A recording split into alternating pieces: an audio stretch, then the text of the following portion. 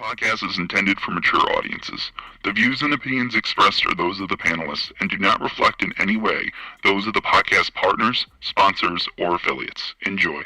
Hi, this is Michael Buffer, and you're listening to the Voice of the People. Let's get ready for Boxing Voice. Every day I'm hustling, hustling, hustling, hustling, hustling, hustling, hustling, hustling, hustling, hustling, hustling. Every day I'm hustling, every day I'm hustling, every day I'm hustling. You seen what he did on Facebook, right?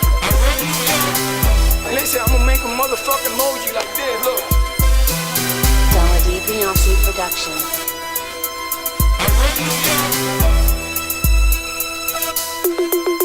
BoxingVoice.com.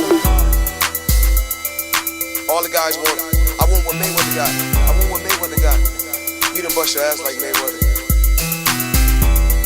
It was born to fight. My life has always been a fight. I sacrificed a lot to get to where I got to. You don't think you're being overly critical to a guy that took a body shot and didn't go down? There's no pressure. That's just my style. My style is to dominate. I want to get the guy. I want to stop the guy. You know, my motto is man down. BoxingVoice.com. Why you mad? I'm not saying the man can't take body shots. Wait for motherfucking March. We're gonna take this shit to the limit. BoxingVoice.com. Yeah! Welcome back. Wait for motherfucking March. March 13th is going down. Border Wars. But today, we're going to really find out what's going down when it comes to Shawn Porter and Terence Crawford. Because we're going to have our good friend, Ken Porter, on the show in a matter of minutish. I got to remove some previous people from the call, and then we can go into checking on out and in with Ken. Yo, Ken is actually out here. I'm going to see if I can meet him. I hope he's not all the way in Miami for the Canelo fight. I know that's where he's going to be at. I hope he's not. Oh, what's up with my Skype, man? Let me quit this and restart it. All right, let's see if that works. Come on. Here we go. That worked. All right, let's get rid of Mr. Hunter. Sorry. And all right, there we go. Now we can send Ken the link. So, ladies and gentlemen, just joining, we will be having Ken Porter on the show right now. He just said link. Now I got you, Ken. There it is.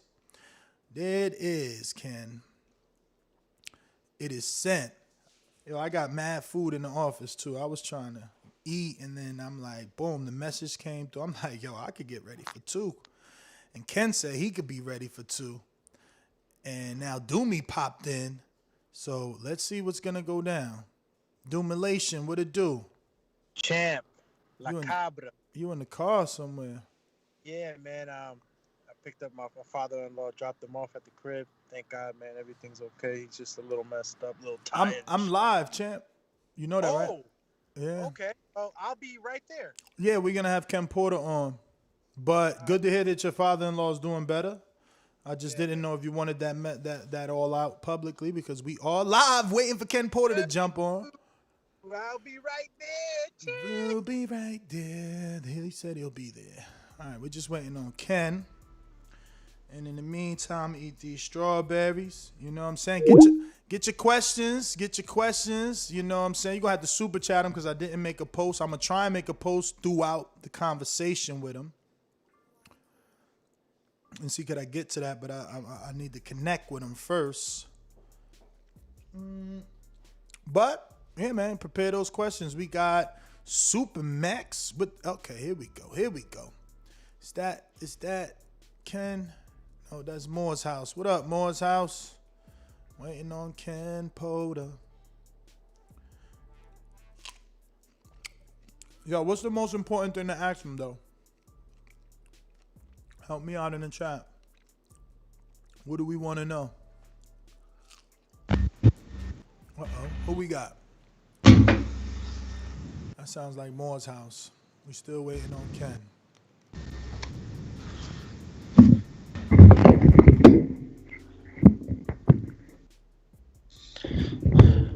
Yo, what's good? Moore's house, what up? What up?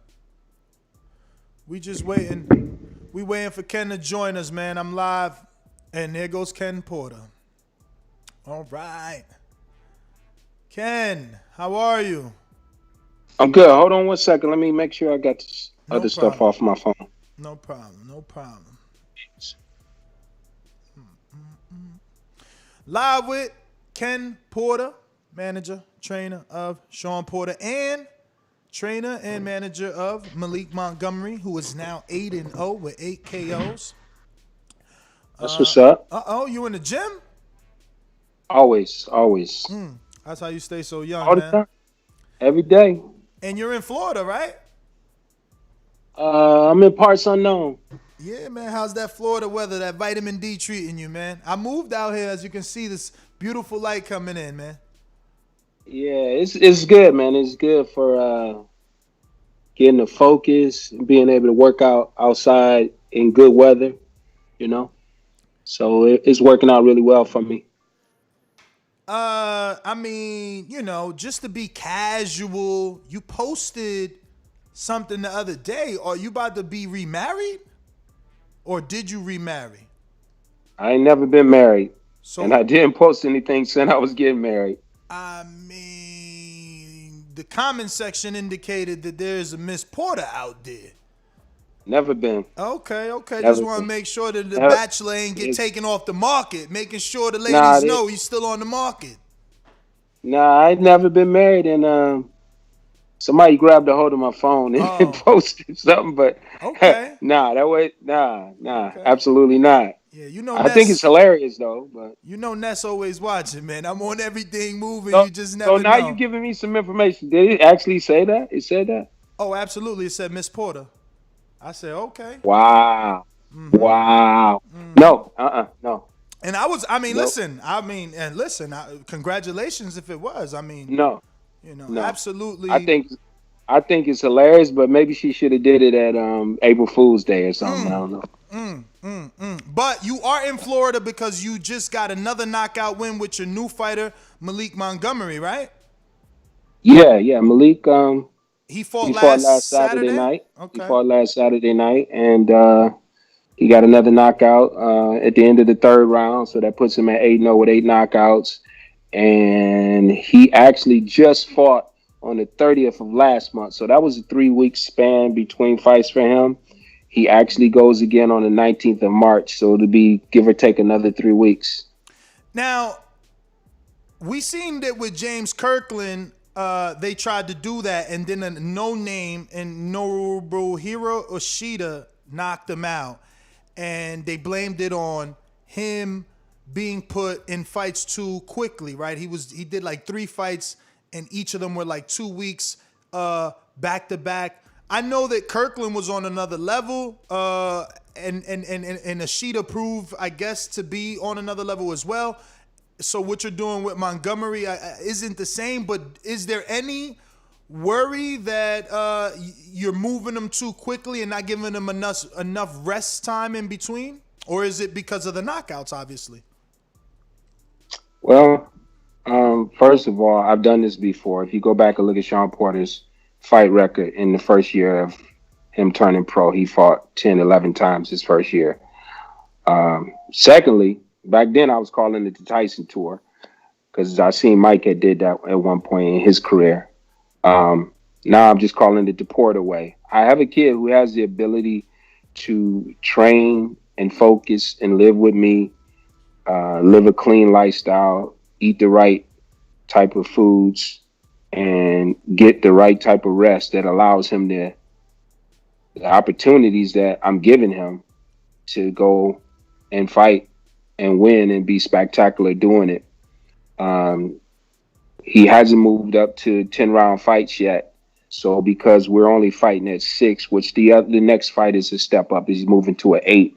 But since we're only fighting at 6 and nobody's getting past 3 with him, honestly, there's no reason for him. Would you put him on the shelf for 3 months? There's no point in it, none whatsoever. So He's able to box because he has the ability to do it. Coming from the amateur system, being a top level amateur, he used to fight 4 or 5 times in a week. So fighting once a month is pretty easy for him. He's been doing well at it. Has it been difficult for him to get fights because he's attached to your name and you know, I guess the promoters see it's a Ken Porter guy, or has it been simple to get him fights because of who you are? No, at this point in time, it hasn't become a problem yet. I suspect as you continue to talk about him and other people start to find out about him, it'll become more of an issue with, guys not wanting to take the fights because they believe that they're going to have a really hard fight because I'm the trainer. So our preparation has never been for him to fight a 4-round fight or a 6-round fight or even an 8-round fight. Our preparation since I started with him has been for him to get to the 10-round fights, and that's where we're headed with it. I know by the time we get there, we're going to get guys that are turning down the fight. But I got some relationships that I'll, try to call in to help secure those fights, and also we have the finances to do it as well.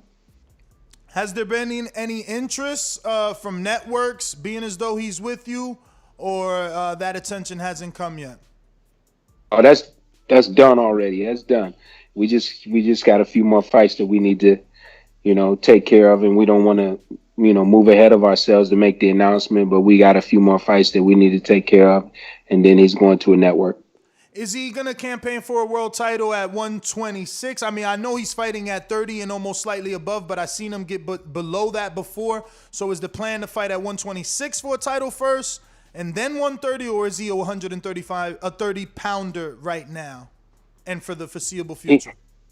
He walks around at 130 pounds easy, walk around at 130. So the plan will be 26. I had a conversation with him a few months ago, and I said, just because you have the ability to make 130 pounds without doing anything extra doesn't mean that's where you're going to fight at. And he said, I understand, coach. And so, we literally have been able to make 130 pounds with minimal work on fight week. And we actually, in our last fight, had to go a little higher just to get the fight. So I think he came in at 33 and a half or something just to get the fight because the kid that we were fighting couldn't make 30. But, yeah, absolutely, he's going to go down to 26. So let me ask you, is he already working with Coach Larry Wade, or is that as he starts to get bigger fights and the finances come in, or is a person that works with Ken Porter automatically working with Coach Larry Wade for strength and conditioning? Don't tell nobody this. I've always been the strength conditioning guy. That's not a problem for me. So he works with me. I will incorporate and send him over to Larry if I got something going on, if it's a day that I can't be there or something, or to help Shawn, to have a training partner with Shawn that day. But that's not an issue of any problems for him. We are building things my way. And so with that being the case, right now it's just really him and I, we building that bond, and we got a strong bond, but it's him and I doing all the things that we do. Like I said, there are times that I'll look and see Shawn is just running by himself, or Shawn is doing strength conditioning by himself. And I say, hey, let's get you working with Shawn today, because it helps both guys to be competitive against each other. So I got a nice group of guys getting ready to come together, and each guy will be competing against each guy, and it's going to work out really well for us. I mean, is it me, or is he big for the weight? 5'9". I feel like, isn't Shawn 5'9"? He's not 5'9". Oh, so that's wrong. They got him listed there. Yeah, they got him listed there. Yeah, 5'9". They got him. So how tall is he? He's about 5'7". Oh, wow. 5'7" and a half, maybe. Yeah. So what we've come to appreciate, admire, I would say hardcore fans love about the Porters is that they'll fight anybody. That is what the Porter name is made on, fighting whoever the people think is the toughest fight. Do you think that Mayhem is going to be brought up in that way? Is it too soon to tell? Because, I mean, the minute you said 126 pounds, I'm like, damn. You know what? Let me slow down. You said he's really good, and you said his amateur background is extensive. So is he going to do Lomachenko-Rigondeaux route, 12 fights, we could see a title shot, or is he Canelo route, 30 fights, then we get a title shot? No, he's not going to move that fast because the number one thing is each individual is different. So you have to groom each individual differently in preparation, not only for their body structure, their speed, their footwork, their punching power, their endurance. You train them, according to that, right? So I can't say, hey, we're going to train you the way I trained Shawn, and we're going to move the way Shawn did, and we're going to do these. I can't do that. Or I can't, do what a Rigondeaux or a Lomachenko did. But what I can do is learn what I have in him and what his abilities are, and then also look at the landscape of the guys who are ahead of him in the top 10, the top 5, in the championship the belt holders, see what their fight styles are, what their strengths are, and try to work on to improve his in preparation to go after one of those titles and one of those fighters. So he's not going to be a guy, I don't foresee him being a guy that's going to fight for a world title, less than 20 fights or anything like that. But stranger things have happened. We're going to prepare at this level right here. And if we come up short and we right here, then we're still really doing good. So each individual is different, but he has the ability to do a lot of different things. And he's finding that out about himself because he only fought one way when he was in the amateurs. And now he's starting to find out that he can do different things and he's being successful at it. Well, the reason I ask is obviously when you say 126, and again, you being a Porter and the Porters being known for fighting the toughest, I think Gary Russell. So I wanted to know, will he rush? Is he that, Lomachenko-Rigondeaux type of trajectory? Because, I want to see someone challenge Gary Russell. Obviously, we can't rush Montgomery, but I don't know if you, as a boxing fan from the outside looking in, it's like, Gary talks to everybody and says everything to anybody, and nobody fights him. So it's like, wow, you got a 26-pounder? Is the Porter way gonna show in Malik Montgomery? But I mean, you've explained it. I'm just looking for Gary to get a fight. Yeah, going back to different things that he has the ability to do, and a certain way that I have to train him to enhance and make him better at the things that he already does well. Try to take a little bit away from the things that he may not be as good at. Take some of those, delete some of those things. There is a certain guy that I'm eyeing. It's not Gary Russell, but there is a certain guy that I'm eyeing, that I'm looking at, that I'm actually preparing him for, that I think he has the ability to do well against. And that's what I'm doing. And Gary's a big, huge name and everything, but that's not the guy that I'm looking at. But I am looking at certain people at high levels to prepare him when he's 10 fights from now, to be able to challenge them or be in a position to at least have the conversation. Definitely. So why him, Ken? Because, I mean, we've only known you to train very small amount of people, right? I mean, there's been guys that have come to your gym and you might have worked with them, but no one stayed long term. I know Lenroy Thomas was there for some time, Shadeja Green maybe. Who? My 54-pounder from Connecticut. His name escapes me. And he had a tough fight his last time out. Do you remember the Connecticut one that you had Shawn sparring with in Gleason's one time, and you told me you was working with him? No, he's from Connecticut. Yeah, 54-pounder. Come on, you know his name. You talking about The kid that was a Golden Glove. He's on PBC now. He's been on PBC for his last few fights. Oh my God! Somebody help me in the chat, man. Not Victor Morales. He got like little dreads now, but he didn't always. Oh my God! What is his name? Oh, whatever. Yeah, I thought the kid was out of New York, and I can You might visualize be his right. face, but I You can't might be think of his right. It name. might be New But York. I thought it was I've Connecticut. never, yeah. Did we spar with him that day? That was the same day you sparred, right? Yeah. Yeah, we sparred with him, but I've never trained him or anything like that. Some of those other people that you name, I mean, honestly, they weren't able to go through the fire. I mean, there's a fire you coming through when you dealing with us. What is that? You know? What is that? What fire? What do you mean by that? The shortest version I'm gonna give you is this: I'm trying to get rid of everybody that want to come to me and train. I don't want to train anybody. So, when you come in here, and I want to train with you, I want to do this. You're wasting my time. You're wasting my energy. I'm on staycation, not vacation. I'm on staycation. When I go, I'm gone, right? And then you'll be wasting my money. So these things I can't waste. And the number one thing I can't waste is time because I don't get it back. So, when they come in and they say, "Oh, I want to do this. I would love to do. I want to work with you. I want to do this," then I try to make sure that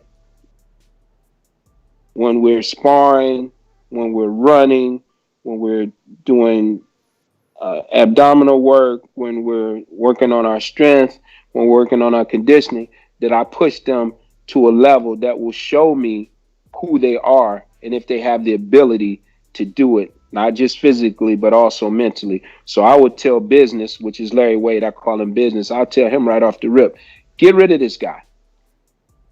And he knows that he's supposed to put the guy on a track and run him into the ground, And it just so happens, if we back it up all the way back to Malik and I had a relationship. We met each other 6 years ago, 2015. He won the National Golden Gloves in Las Vegas. He came up as, a kid that wanted to say hello to Shawn, take pictures, that kind of thing. We met. And it just so happens that over the years, Malik would stay in touch, Facebook, Instagram, send a message, congratulations on the fight. Or if we had a fight coming up, good luck on the fight, that type of thing. And then also, Shawn's mother actually lives in the same city that Malik lives in, Macon, Georgia. So when Shawn would go visit his mother, I would say, hey, make sure, you give Malik a call. Maybe you and him can hang out a little bit while you're down there. And he would call and they would get together and do some things like that. And then moving forward, kid came out of the amateurs. He finished second to Tiafimo in the Olympic trials, right? So they fight twice that week. For the Olympic trial spot. He didn't get the spot. T.O. moved on. Actually, T.O. came to our gym and trained with us for a while, him and his dad, before he went to the Olympic Games. And Malik stayed in contact. And when things didn't go for him the way they went for T.O., 4 years later, T.O. was a world champion. And Malik was still trying to figure out where he was going. He calls and he says, hey, can you give me some help or some advice on my situation with my contracts? Took like a year to get that situation settled. And once that got settled and he got out of that, then he came out again and we started working. And I haven't been able to get rid of him. So he literally lives with me now. He goes home for 1 week, which he's at home now. He went home Sunday. He'll be back this Sunday. And he'll be back working. And then he'll be back fighting next month on the 19th. Mr. Porter? I'm sorry, Ness. No, go for it. This is David. First off, thanks for joining us. And what's up, David? How you doing? For those, not too bad. For those who have not seen Malik fight, is there anyone that you can compare him to or anything that sticks out for anybody who might not have seen him fight yet? You know what? I know there's going to be the comparisons of Shawn Porter. That's going to happen. I've already got people who said things like that. But Malik had an extensive amateur background, and he did a lot of good things in the amateurs. He won the National Golden Gloves 2 times. He finished runner-up 1 time. So he almost won it 3 years in a row. And, of course, he went to the Olympic spot, and he fought in the World Series of Boxing. He did a lot of international competition as well. So he has a lot of things that he already came to the table with. But even then, people were saying that he fought a little bit like Shawn. That's going to happen. I get it. They're going to make the comparison. It's an easy comparison to make. He says one of his favorite fighters is Aaron Pryor. Well, people have. Wow, that's a throwback. Right. People have said, Shawn fought like him at some point in time when he was growing up in Ohio, or it reminded them of Pryor. So for me right now, we're trying to find the identity of Malik. We haven't got that yet, and it's going to take 15, 20, 25 fights to actually settle into that, right? Because the way he's fighting now, and knowing it's a 6-round fight, and also knowing that we're probably going to get the guy out of there before we get to 6, that's giving him a certain way to fight. But then as he moves to an 8 or 10 rounder and is a more veteran fighter who has the ability to defend, who has the ability to protect himself better, who has the ability to tie Malik up, those are things that we're going to have to work on to prepare him for that type of fighter. So the next guy we're getting ready to fight that I received a name on today actually fought Shakur. And I got to go back and study the guy. I haven't done that yet and look at his box rec and everything. But he actually fought Shakur. So that's going to give us a better indication. How many fights? I don't know. Okay. They just sent me the name this morning. I glanced at it on the box rec. Can't look at it now because you guys are on the phone with me. No but problem. There's nobody that really stands out that I could say he actually fights like at this point in time. I can see where himself likes Aaron Pryor, and I can see that. And, there may be some thoughts there, and I can see where people have said, he fights like Shawn. He has the ability to punch hard. He's tenacious. He's a come-forward fighter. He's a fan-friendly fighter from that standpoint. He's a strong guy for his weight class. And he also has the ability, I think probably one of his best assets, if not the best asset, is he has the ability to take information and transfer it. Not only transfer it from the ring, from the corner to the actual fight, but he's got the ability to transfer what I'm asking him to do on the pads, what I'm asking him to do on the bag, what I'm asking him to do on the track, what I'm asking him to do in sparring sessions. He has the ability to take that information, and it's not something I even have to repeat, which, I'm kind of trying to be real careful with that. Like, okay, he's able to pick this up, and he's actually go out there, do it right then. And even if I yell it out, he does it right then. But what happens when you move into that 10-round fight and somebody shows him a different look from what I'm saying, and he's not able to? So those things right there are things that we're working on, but there's nobody in particular that stands out. But he's definitely a fan favorite, a puncher, a hard puncher, tenacious fighter. I think, I know Teofimo Lopez Sr. said that he fought his son in a great fight in the Olympic trials, and he said that he thought the kid has the ability to become a world champion. Ken, we got one from the people. It's Coach Myers in Connecticut who says, is Victor Morales still signed to your promotional company? I know that was the first fighter Shawn signed, and he's 14-0 now. Any updates? And last time I seen Victor post something on social media was 2019 in September. It was a picture of the three of you and said he was Team Porter. Is he still Team Porter? No, Victor never signed with us. Oh. He never did. He never actually signed with us. Victor and his family are friends, and we still, support each other from the distance. But Victor never signed with us. Victor never trained with us. Victor never worked out with us. Not one day, not one time. What did happen is there was a verbal agreement We put him in 2 fights, and they decided that they thought that they could do it their way, and we're okay with that. They moved on, and they're doing it that way. And what weight is he fighting at? Victor, I would have to check it, but I think 130, right? No? Am I wrong, Ken? I don't know. Who knows? It might be a nice fight one day for us. But He no. looks a little smaller than 130. I think that's why you said it. I mean, 130 would be 126 if he's smaller, but let's see. Victor Morales. That's my mom's last name. Yeah. No, he's a good kid. Dad, mom, brothers, love all of them. But they never actually signed with us. That was something that was discussed, and people ran away with it. 126 for sure. But they ain't going to take that fight, right? 126. Would you put Mayhem in with Victor Morales right now, who's 14-0 with 7 big wins by KO? We're going to get a few more fights in, but yeah, I'd actually consider that. Yeah, we definitely need some more fights, though.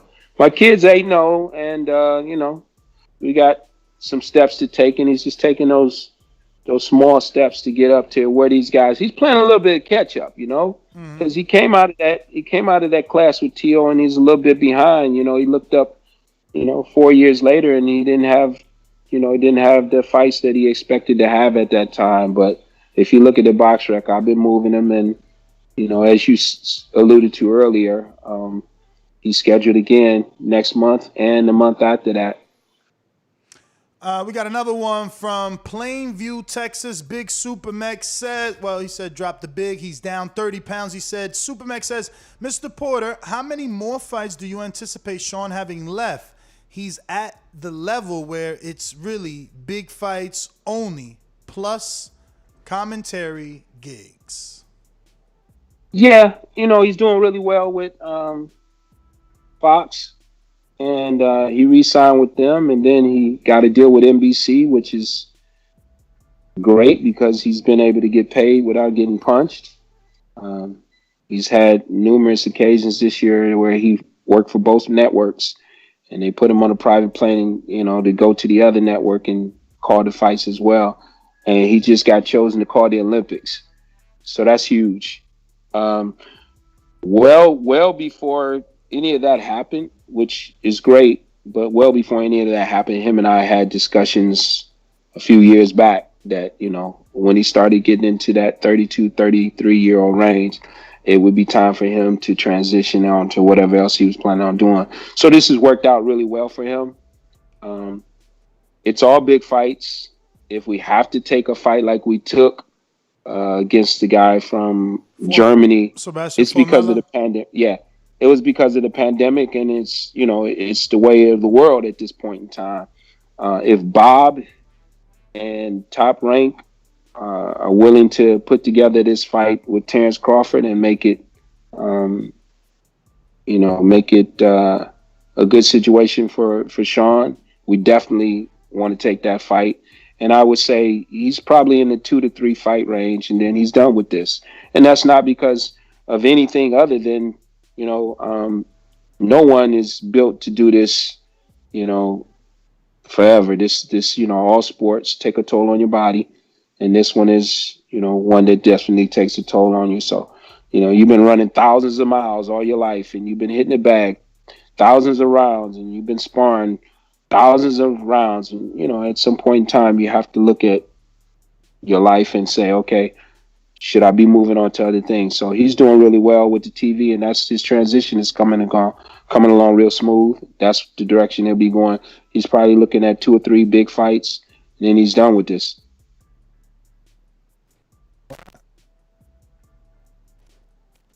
All right. So, wow, 2 or 3 big fights. Now, I mean, you spoke of the Crawford fight. Shawn hasn't fought since August of 2020.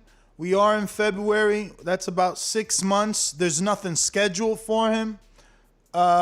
Would you want to see him get a tune-up, or is it straight into the Crawford fight if those alleged headlines of Pacquiao and Crawford being in negotiations. If that doesn't happen, I mean, I'm assuming they're going to lean to the WBO mandatory, right? Are you guys the mandatory, or does it have to be called? Like, what's the situation there? I don't know. Honestly, I didn't look into it. When Bob called, we had a few conversations, and then he said, let's get together and sit down and talk in person. We did. And we didn't discuss if there was a mandatory situation, anything. We just discussed it as something that we could do. Both sides want to do.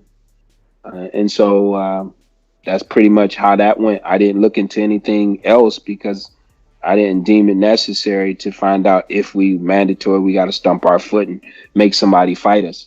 Mm-hmm. As far as that's concerned, Shawn sparred with Malik last week before Malik's fight. Shawn sparred with Malik and another guy, and he won 11 rounds. He didn't have to take a deep breath. So he's doing really good in his conditioning and his sparring. It won't be a problem for us to go right into that fight and or another fight because it's the best thing for us.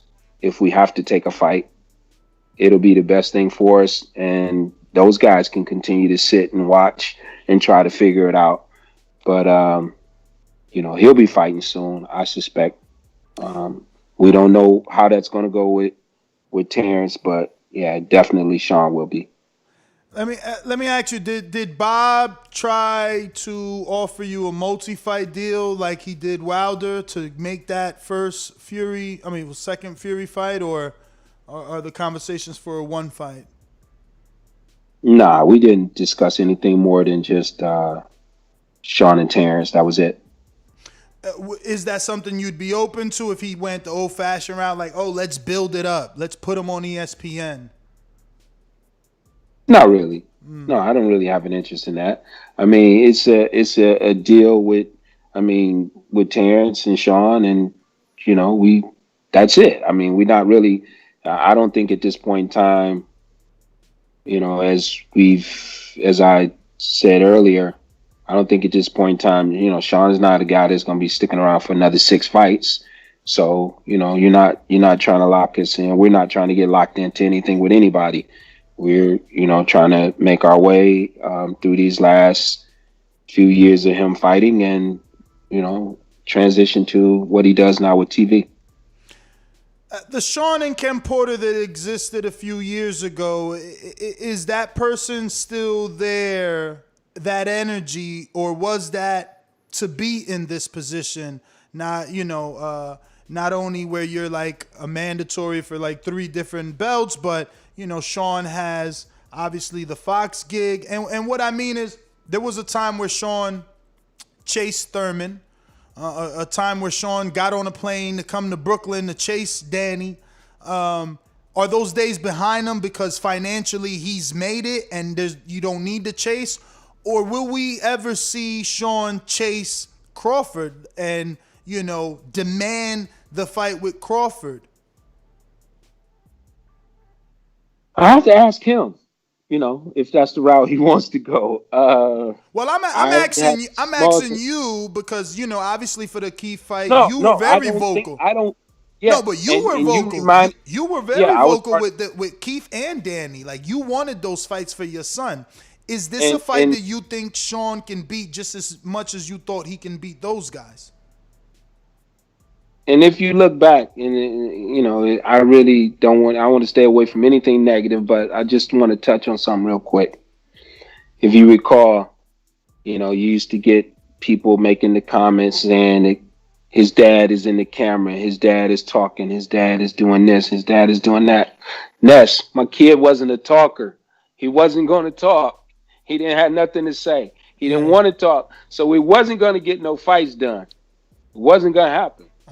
Because he wasn't a talker. If you go back as early as the Adrian Broner fight, when Broner was talking, smack to Shawn, Shawn didn't say anything.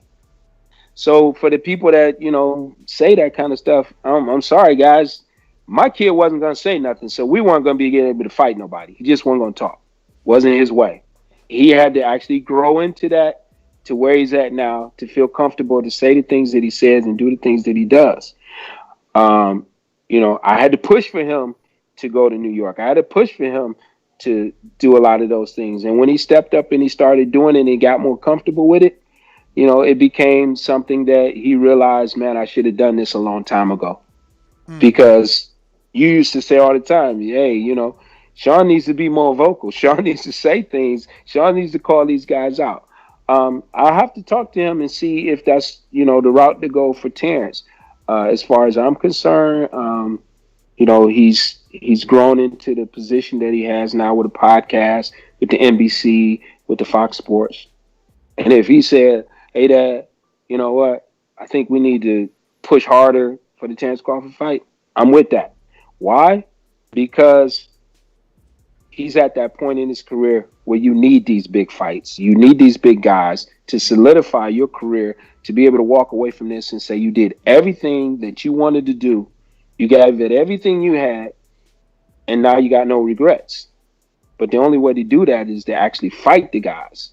And that's what makes this era of these fighters great, is fighting each other. It's not just, being an undefeated fighter and fighting Green Machine, or being an undefeated fighter and fighting Brook after he's not the Brook that we used to know him to be. It's about fighting these guys while they're at their peak. So Terence and Shawn are at the same age level right now. Danny and Shawn, and Danny and Thurman. All of these guys are right at that same age, and they need to fight each other. So for me, if he wants to do it, I'm all with it, 1,000%. If he wants to push even harder, I was talking to him just before I got on with you guys today, and I said, what if this Bud thing doesn't start to materialize? Maybe you want to start looking at somebody else that you might want to fight, And he said, yeah, if you think that's what I should do. But now, today, I'll have a conversation with him and say, listen, hey, man, I was talking to Ness. And I was talking to Ness. And Ness said, hey, you remember when you went at Keith, and remember when you got on the plane and went after Danny? Maybe we need to go. Berto too. Y'all was out there saying Berto ain't want to fight you. That Danny was scared. So I'm like, yo, if we push him in the corner, maybe you need. So I said, man, I'm gonna speak to him today and say, hey, man, Ness said that maybe you need to go back and tell him and reassess that and put some heat on these guys. Because literally, I even forgot about the Berto situation. Yeah. We FaceTime with Berto. He was on the toilet. Listen, since you're gonna bring me up to Shawn, tell him I would love to be a guest on his podcast so I can further expand my brand. But I got another one for you, right? No, that's not. You should be on his podcast. I should. You deserve that. I deserve that. Nah, I'm joking. I don't deserve it. I will be humbled, and I would appreciate it if I could be on and talk some boxing with Shawn. But let me get to some more I got for you from Dual Ingram, and I believe it's Compton. Says, since you've been in the game so long, dealing with amateurs and pros, I'm sure you've seen media evolve, change greatly. What advice are you giving your newest prospects to deal with today's media? Good question. That's an excellent question. And what's his name? What's the person's name? Dual Ingram. Okay. From Compton? From Compton. Wow. Okay. Compton, England, right? Compton, England? Compton, I think California. That don't sound like a question from Compton, California. No, that is an excellent question. And actually, I'm going to be doing with my guys, Malik, the first one, but I got a group of guys. I'm actually having a training camp on the 7th, an assessment camp on the 7th of March to the 13th or 14th of March, an assessment camp where I got a group of guys coming in. We're doing assessment on strength conditioning. We're doing an assessment on punching power, technique. What do you mean by assessment? What do you mean? I was the technical coach for the 2012 Olympic team. My job was to make sure that each guy on the team had all of these basic fundamentals down: balance, punching, speed, offense, defense, all of these things had to be in place. That was my job, right? So also I did that, and I studied all the guys from the other countries. So I studied Lomachenko, and I studied all these other guys from these other countries. And if you medal, if you got a bronze, a silver, a gold, I had this study film on you, and I had to break it down, and I had to do an assessment of it, and then it was sent to the Olympic. It was sent to the Olympic Training Center. They put it in a computer so that you could pull up each fighter and read the assessment on him. If he was left-handed, if he was right-handed, if he was tall, if he was short, if he was an inside fighter, if he was outside fighter, if he was a puncher, if he was a boxer, all of these things. So I do those same assessments with my guys to see where their skill level is at, where their speed is at, where their power is at, where their conditioning is at, where their outside of the is it a like 1 through 5, 1 through 10? Like, how are you ranking them? Is it a number system? Like, how are you assessing? Like, is it with numbers or just words? No, actually, it would be like good or weak or great. You know, not numbers, but like, you know, good, weak, great. You know, that kind of thing. But you know, and there's so many more assessments that we have to do, which won't get done that week. But there's assessments that we do on their blood work to find out, you know, the different type of things that they got going on with their blood. You know, if they're low or deficient in any iron or low and deficient in any calcium or anything of that nature. Their hydration. I mean, it's just a lot. Is a lot of things that we'll do, but you know, they got to get to that point where I feel like I put my time, energy, and money into them to pay for those type of tests. You know what I mean? But you know, Malik is getting to that level now where we're going to have his blood work done to find out, you know, what foods are good for him, and his body is metabolizing in comparison to some foods that, you know, for example, we found out some years ago that, you know, when Shawn is eating salads, it does him no good at all. So we switched to salad. Yeah, because he gets no nutritional value from it when he's trying to lose weight, right? So we switched the salad to spinach and broccoli and carrots and things of that nature, and cauliflower that actually he can get nutrients from. So that's this assessment camp that I got coming up is what I'll be doing to see what levels these guys are at and where they're going and what they're going to be doing. Actually, Malik's got a brother who is 2-0. He's undefeated. He's 2-0. Got caught up in the same situation as Malik with a contract, but he's going to be coming to the camp as well. So Malik's brother may be doing something with us. David Maldonado, New York. Whoa! I'm sorry. Back it up. What's up? I didn't answer the question. The question was how to prepare these guys to deal with the media. Yeah. So that's something that I've already started doing with Malik. And he's probably done 15 interviews in the last 6 to 8 weeks. Wow. But what we're doing is we're actually getting into them taking media classes. And some of my guys, 2 of them, they've got to get tutors to teach them how to speak English because they're Dominican and they don't speak English. 2 Dominican guys? What weight? 130 and 154. Possibly the 54 possibly may make 47.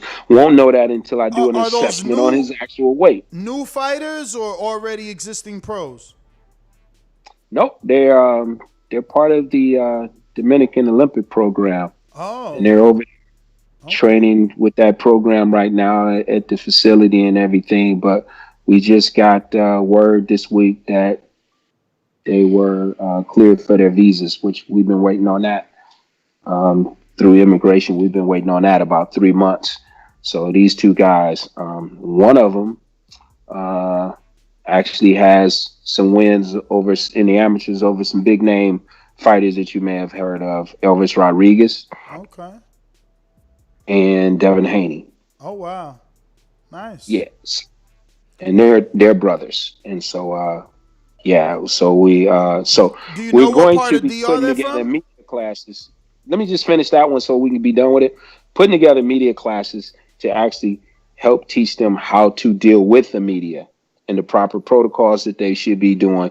So I put a person in place that already has been working with Malik. that actually sets up his interviews and calls him and texts him to remind him of the interviews, and an hour prior to the interview sets it up with Malik again and also the person he's interviewing with.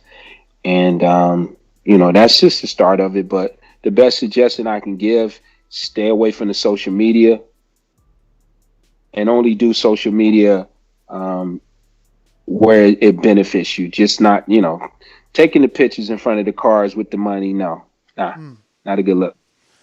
All right.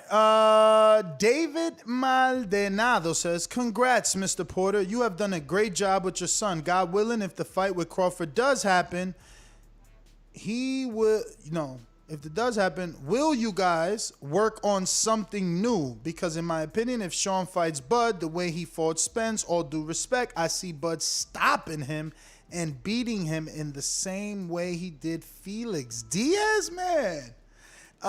And Spence then will really decide to move the 154 as far away as possible from that type of smoke. Good luck. Why is it when they say all due respect, then they go right into disrespecting you? That's the way that goes. But listen, and to what's the guy's name? David Maldonado. Yeah, David, I appreciate that. I'm gonna use your name in the club next time when I'm there and they ask me who I am, David Maldonado. And that's it. I'm gonna use your name in the club. But I get it. Just the shortest version I can give you on that, David, is we always working on something new. You haven't seen everything we can do, And contrary to what you think or everyone else thinks, everyone has an opinion. That's what boxing is. It's an opinion. Boxing's not a sport. It's a business, and everyone in it has an opinion. So actually, at the end of each round, 4 judges sitting around there give their opinion. They don't actually score the punches that were landed. They don't actually score the punches that were landed clean. They actually just give their opinion of who they thought won the round. And I think the red corner won that round. That's my opinion. That's it. It's not broken down to any number where football, basketball, baseball, we can actually see the score going on the board and we know what it is. So that's an opinion. Your opinion is welcomed as well. That's what makes these shows, good shows, because people give their opinions. We're always working on something different. You can't see everything we've done or everything we're going to do in a fight. And I think Shawn showed a lot of different things that he did against Errol Spence. And if you go back and look at it, Maldonado, I think Shawn landed more punches on anybody than Errol ever been hit with in his professional career. I'm looking forward to the same opportunity with Bud Crawford. If Bud can deal with everything that Shawn's got, we got some more things that he hasn't seen. But there's always going to be something new. But I mean, think about this for a second, Ness. When has Bud fought anyone like Shawn? He hasn't. That was gonna be my question to you, and I was gonna ask it more for you to teach me, because I normally go off resume, and to me, I'm looking at, man, Shawn been through the real fire, while Bud hasn't been through the fire. So when does that make a difference? Is his skill, and I mean Terence, just that great that it doesn't matter the level of opponent he's been in with, or does it matter who you fought? It does. And then you have to balance that out. See, because when I hit you in your mouth, your reaction to getting hit in the mouth is going to determine what happens next, right? So in this particular situation, when you have a guy such as Terence that is very, very highly skilled, no doubt about that, right? I think he's pound for pound one of the top fighters in the world, if not the top fighter in the world, all right? And I know that he has all the intangibles. But there's still something that's missing when you go to that next level of fighter that you haven't fought. And we won't know what happens until he gets hit in the mouth and how he reacts to that. We know what happens when Shawn gets hit in the mouth by those top level guys. We know what happens when Shawn comes after those top level guys. We know what type of fights Shawn is going to be in at some point in time with anybody he fights with. So those are still some questions that we don't know about Terence. I just want to have the opportunity to answer the questions, and Shawn wants the opportunity to take that fight and show what he can do. So, you know, I think that's an exciting fight for so many different reasons, but that's one of the perfect reasons right there. Terence hasn't been in there with anybody that gave him real adversity, right? So we had seen a little bit of something maybe with the Green Machine, where there's a debatable knockdown in the fight, right? Yes. Okay. Yes. I Okay. definitely thought that was a knockdown, and I love to tease Bud fans that it's a knockdown. Okay. So let's say, just for example, you're in a fight with Shawn, and anything to that effect happen. You don't even have to go down. He's on your ass again, no matter what. If you take that half a step back, he's coming to see you. We don't know how Bud reacts to that type of situation until it actually happens. And another great thing about us being having the opportunity to fight him is he can't find anyone. No one can find anyone that can spar like we fight. Because we change things like this. We're constantly changing, right? So a guy that switches sides from orthodox to southpaw. Well, I teach my kid as soon as you make this step, he's on your ass.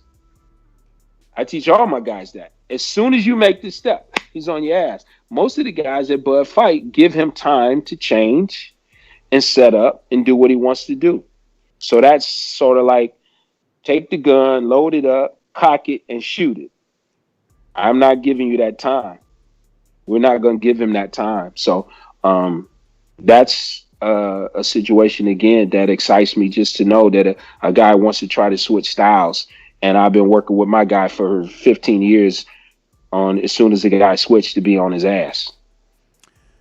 What about the fact that people will say, well, you know, Earl put him down, Broner put him down, Ugas put him down, and Crawford's on a 9, I think, fight knockout streak right now. He's on a tear, man.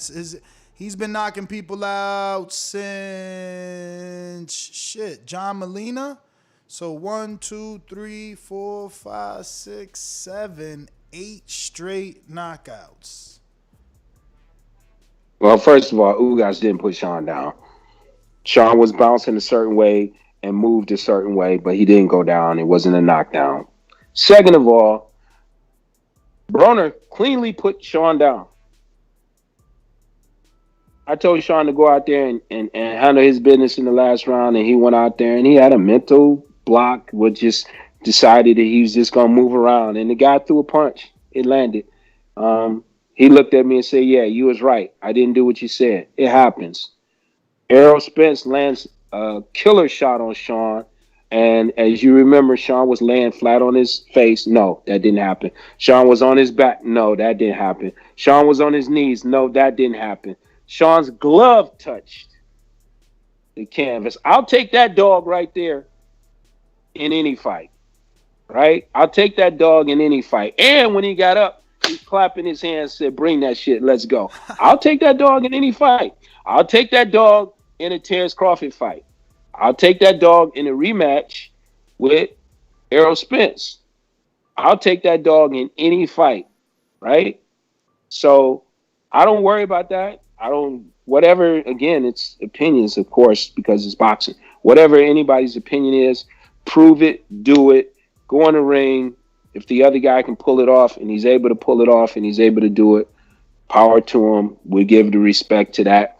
But us talking about it means nothing. But I do know, because I trained the guy, what situations he's been through that prepares him for this level of a fight. So he's prepared because he's been through that fire already. He's been through those championship fights. He's got, I don't know, 20, 30 championship rounds, 40, 50 championship rounds, maybe more than that. So he's ready. He'll be ready. All they got to do is say yes to the fight, make it, reasonable for everybody involved. So that doesn't bother me at all. Is Shawn Porter a pound-for-pound fighter in your mind? Because you said Terence is. Shawn Porter beats Terence Crawford. He becomes one. But for me, at that point, or even now. Doesn't matter, honestly. I mean, I don't want to take away from anything that anybody else is doing or however they're doing it, being a pound for pound, or even being the in the conversation with it. That doesn't motivate me or push anything that I do at all. Having the opportunity to be on the big stage against the best guys. When this thing is over with, Ness, if you can say Shawn Porter fought these guys and he showed well and he did great, and it's a debatable situation whether he lost this fight or lost that fight, or he ain't blown out by nobody. He did what he was supposed to do and he walks away from this healthy, then I'll be fine with it, because I didn't get into this. I didn't bring him into this to ever be a professional boxer. That was never my intent at all. So everything that we're doing is like extra, and I could not have written out a better script. When people say, what do you want your life to be? We don't get to choose our parents. We don't get to choose mom. We don't get to choose dad. We're not, in the mom's belly saying, oh, I want my mom to be a teacher and I want my dad to be an NFL football player. We don't get to choose that. Whatever we get when we get out here, if your mom's on drugs, if your dad's in the streets, if he's not raising you, that's what you get. We get no choices here. If I can script this thing out, if I get to write this out myself, and my kid boxes professionally, becomes a world champion twice, makes exceptional money to put himself in a position that he can own property and take care of his family and things like that, buy a house across the street from me. Literally, I can see my son's house from my bedroom window or my kitchen window. My grandkids can walk around the corner or walk across the street to see me, play with my dogs. I couldn't have written this out any better. My son works for Fox Sports and NBC, and he walks away from this. I couldn't have written this out any better. I'll take this over anything else or anybody else's career that they got. I'll take that, because at the end of this deal, that's what the real life is about. What's really important is the fact that I got my son living across the street from me. I got my grandkids, my daughter-in-law, and we live our life. Boxing's over, but we live our life happy and healthy. We have Ruin a 504 who says, why no Spence rematch? That's the one that needs to be run back. Why does Porter never get a rematch? Because it's like jumping out of a plane for the first time. Once you get on the ground, you say, woo, I made that. I ain't never doing that again. Right? Nobody wants to rematch us. Right? I'm not going to say any names. But as a champion, going into a unification, names, but they don't want to rematch us. So you saying that when y'all said we want a rematch clause, it said the fights, if you want a rematch clause, no fight? No fight, buddy. Damn. No fight. All right. So it's a business. How do you get the Earl fight? I mean, wasn't it successful? Are the rumors true that it did over 275,000 pay-per-views? Is that not considered a success? It was successful at the gate, at the Staples Center. It was successful in the pay-per-views. How many tickets did it sell? And it's still, I don't know, but it's still a fight that's there to be made. I know that they didn't want to take that fight after he was in that accident. Now that he's got one fight out of the way, maybe they're a little more lenient to the consideration of it, or we pull off the Terence Crawford victory, surprise people, and then he considered taking the fight again, or just from the business standpoint, because it made money. Once the crowds start coming back out, maybe I go back to the people that are in place and say, hey, listen, we want the rematch, and then we're done with this deal. So those are the only big fights that are there for us, at this point. I don't dream about or fool myself into believing we're going to get a Manny Pacquiao fight. Shawn was giving Manny Pacquiao hell when he was 21 in camp with him. That's not something that they're going to do. But Bud Crawford, and also Errol Spence rematch. Those are definitely fights that we want to have. Um, the business has not allowed us to even have conversations about the rematch at this point, but maybe it'll change. Am I wrong in saying, like, does Al owe you guys a big fight for always being the guy not afraid to get in there with whoever your acts? Like, is there a way Al can throw you guys the Ugas bone now that he's been elevated? Could we see? Because, I mean, everyone is obviously thinking Errol Spence versus Ugas now for the last belt, and then he'll go fight Crawford. But with all that you've done, can you guys get thrown that Ugas rematch as a bone, or that's off the table as well? Okay, again, I hadn't thought about that, but I think I'm gonna give him a call tonight and be like, "Listen, Ness said that Ness said that you should throw us a bone to fight Ugas because then that would give Shawn another championship, and then that would make give the us rematch bigger. The rematch rematch is bigger. It's back on pay-per-view. It's another unification. I mean, it makes all the sense in the world, especially if they're going to stay in the PBC bubble. But that's what I'm saying. Like, shouldn't you be throwing a bone? Look, Shawn is the only PBC fighter stepping up saying, no, I'll fight him. I'll go over there. We're talking about absolutely. Crawford. Absolutely. But he going to want to know who Ness is. So what's he say? No, man. I mean, shit. Tell him we had 3 conversations. I'm the guy that begs for an interview. My story was, if I get one interview with you, it's going to change my life, Al. And he was like, look, anything you want off air, but not on camera. I'm like, damn. But I'm the guy begging for an interview. Tell him. After we get off this phone, I'm going to need you to be calling me like every now and again, just like, yo, Ken, you should try this. Nah, for real. That's an idea. Because look, this is how you sell it to Al. Ugas and Earl right now don't make no sense. Don't nobody know Ugas. I love him. I'm Latino. I just moved to Florida, so shout out to my Cubans, but we don't know you. So I was actually telling Thurman the same thing, like, yo, because he's another dude that Al's used for the inaugural everything, inaugural Fox, inaugural CBS, inaugural ESPN. So it's like, damn, shouldn't he throw you a bone? You kind of hurt right now. Nobody want to fight you. You might need that belt. Can you fight Ugas? Because Earl's saying, I'll never fight you. So now if you get the belt, maybe Earl will fight him. So the same thing goes for you. Like, Ugas is not the popular one. I'm not trying to disrespect him. If they want to keep Earl on pay-per-view, which obviously seems to be the plan, his last 3 fights have been on pay-per-view. I mean, the numbers have been declining. You don't want to go again on pay-per-view with Ugas and then look like you flopped. And that is my opinion, and obviously just assessment.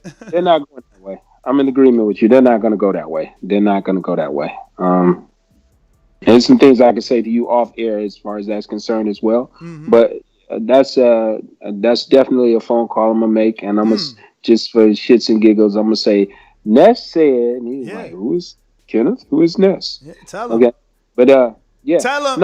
Remind him I'm the one that knew he was gonna give you that Devin Alexander fight before they called you way back in the day. Let him know that. Tell him we need him on the show, man. We need Big O Al over here, man. But let me keep it moving before you cut our time. We got another one from Big Casual that says, what's up, coach? Would Shawn consider moving up to 154 and challenging the WBO champion Castano? If he is not able to get a big fight at 147, it would be a good fight for Shawn legacy-wise. He could be a world champion in another division. Castano, I don't know anything about him. And name recognition at this point. He's tough. People think he beat Laura. I mean, right now, I think right now he's starting to bubble. He ain't hot, but he's starting to bubble. People think he beat Laura, then he just beat the brakes off Patrick Teixeira. And remember, that's the last belt Jermell Charlo need. If somehow Shawn wins that belt, you're in an undisputed conversation with Jermell Charlo and back up against Derrick James. A second phone call for you to make. You're stupid. Yeah, You're man. Stupid.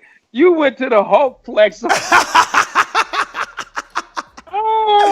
No, I don't. At this point, as somebody was asking earlier, I don't see my kid fighting 4 or 5 times. So I don't see my kid, or my fighter, trying to move up in weight class and start all over again when he's got big money fights in this weight class that's going to pay him more money than he gets moving up against that guy.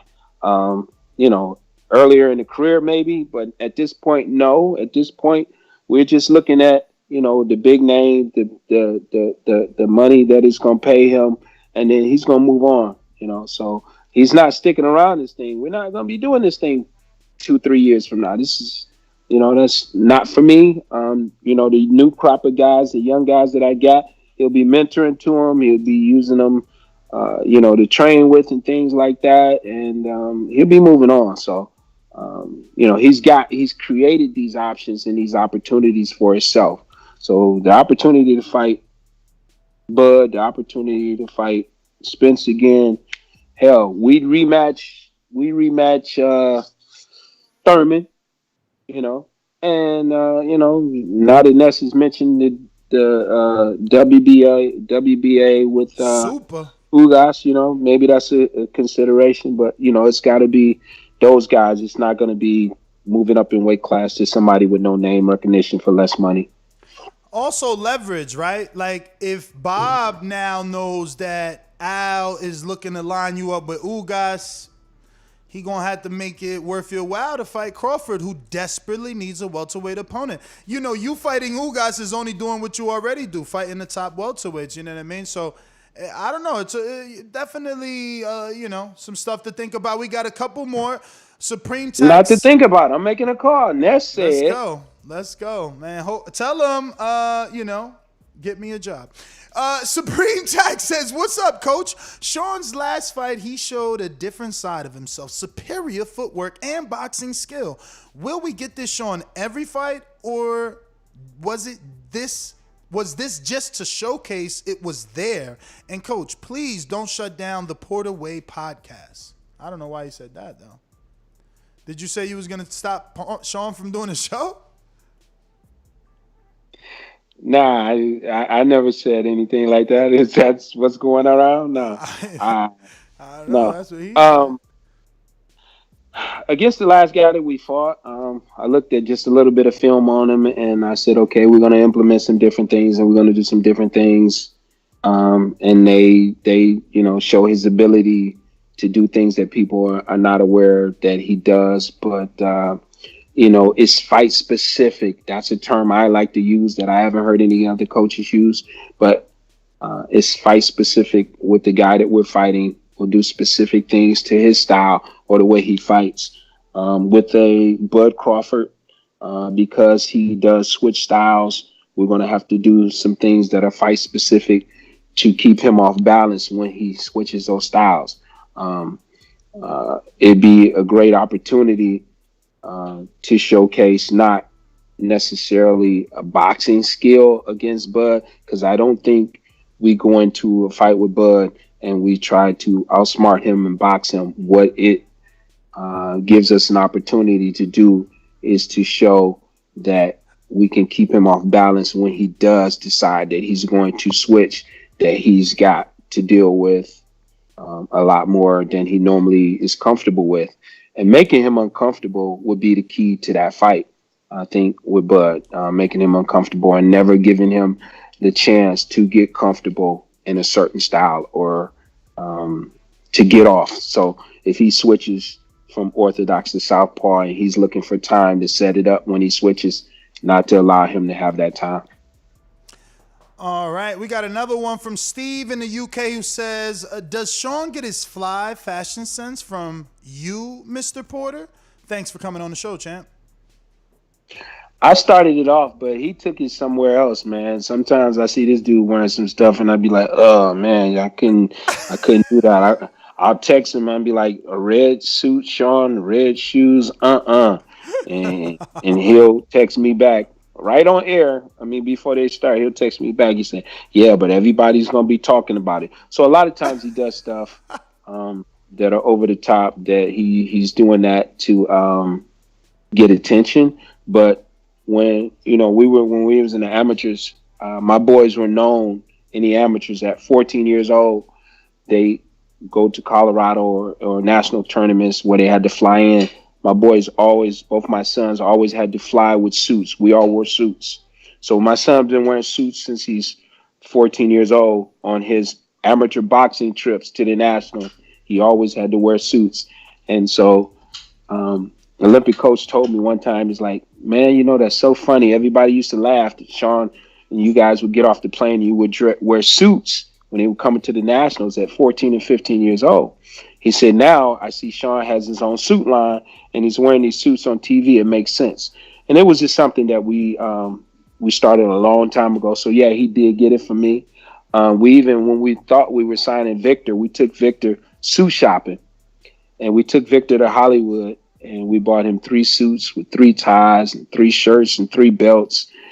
And I think that might have been the post that he put up. He was wearing one of the suits, and he said, Team Porter, thank you for the suit. But yeah, and I think that he got it from me, but he took it somewhere else, man. He took it somewhere I won't go. Mr. Porter. You still here? I'm still here. I'm quiet. You need to jumping in sooner, man. Saying more stuff. Is that a West Virginia hat you got on? I don't know. No, that's New York. That's New York. Yeah, y'all both wearing New York Yankees hats. But lately, all we hear is, as far as it comes to Bud Crawford, is your son and Manny Pacquiao. Do you think Bob is just talking BS when it comes to Pacquiao? Do you think that fight can even actually happen? In the Middle East, you seen the headline that Pacquiao wants $40 million. He said.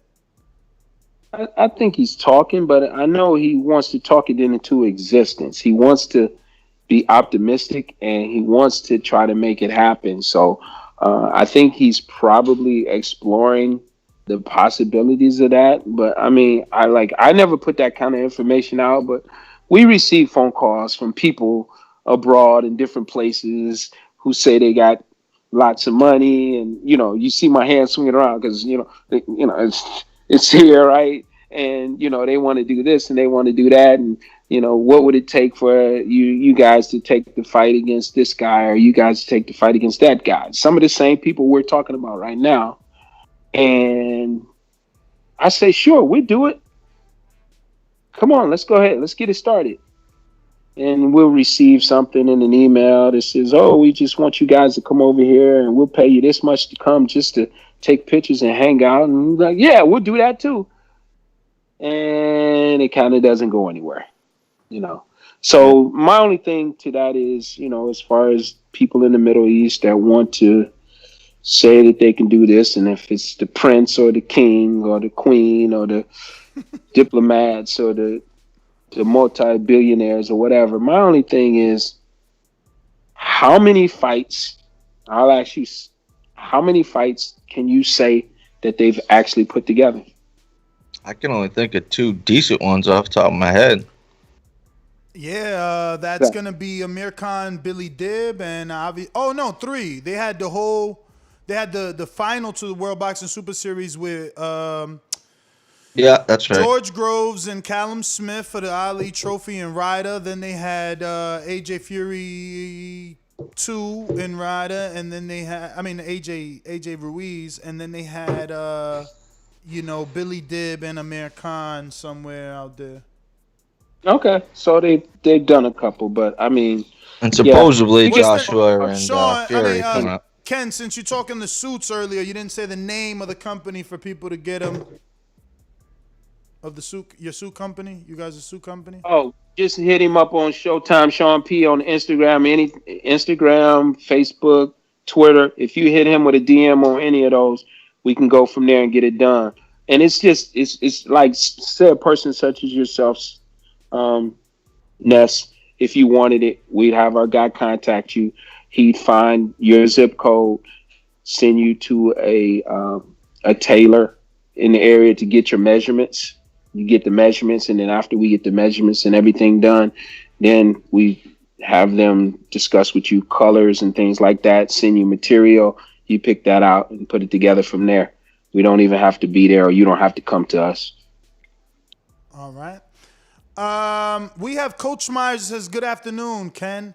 Is there actual real negotiations going on to fight Bud Crawford? And did Shawn really turn down $2 million to fight Bud Crawford? Good questions. I like that. I like that. Good questions. Okay, so first of all, no, we never turned down $2 million. Boom. All the headlines, never turned down $2 million. Second of all, $2 million was never offered. Man, if I say I got a raccoon that can fight, if it's, and I put him on the damn Instagram, and everybody was on Kenny Porter's training raccoon now. Yeah, this shit just runs. They just run with stuff. So no, first of all, we were never offered the $2 million. Second of all, we never turned down $2 million. So, and then they put your picture up there and it says Shawn Porter turned down $2 million. That never happened. Well, you do know that he said on his podcast though that $1 million is disrespectful, and even starting the conversation at $2 million is disrespectful. Shawn said, and I'm not gonna say I agree. Different. That's different from him actually turning it down. And that's what I defended. I said, listen, you can say you won't take nothing because there wasn't anything formally offered, and right, like he's turning down $2 million.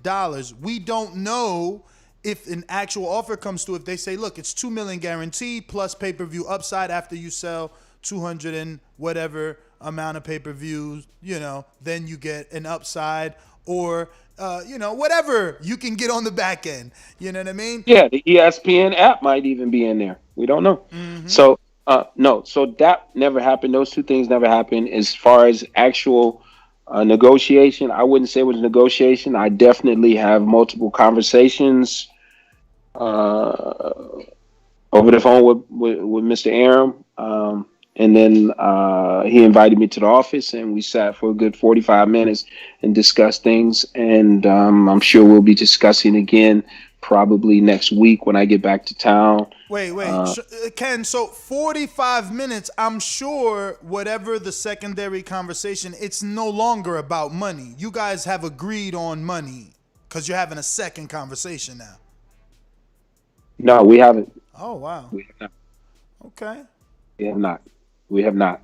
We haven't discussed the money. We haven't discussed the percentages. We have had some discussions about maybe venues, about maybe cities, networks, things of that nature. It's a broad conversation. It's not, we haven't had any direct, here's what, you could get, what he could get, what everybody wants. No, that hasn't happened. So just make sure you tell him, that PBC and other promoters have been putting on fights. There are cities and states that are allowing fans. Earl and Danny, had 16,000, right? And or no, actually they had more, right? Didn't they have more? Who had 20? I don't know. I know Earl had very close to 20 in Texas during the pandemic, coming off of a car accident. So, Bud is a ticket seller in Nebraska. Shawn has sold tickets in the Staples Center. He sold tickets in New York City. Shawn is universally known. I don't think there's an issue with Shawn being known. He just did a successful pay-per-view. So let Bob know, because I'm just telling you this in advance, because he said in interviews now is not the right time. We need fans. Well, guess what, buddy? Everybody's doing fans in Florida and in Texas, so we can do it. Like Canelo's fighting Saturday with fans. It's happening in Florida and Texas, so that shouldn't be an excuse. Are you going to be there? Man, I mean, listen, if you want me to be there, I will be there. I will be there in a heartbeat, I would bring up millions and millions of reasons why this is a fantastic fight. I think it's a great fight, but I don't want to keep talking. Let me get to these other people. I'm talking about Miami Saturday. Oh, no, but the Boxing Voice is approved. Daniel Alvarez, the Las Vegas correspondent that he's Mexican. He's going to be in attendance and is approved. I like to do it from the TV.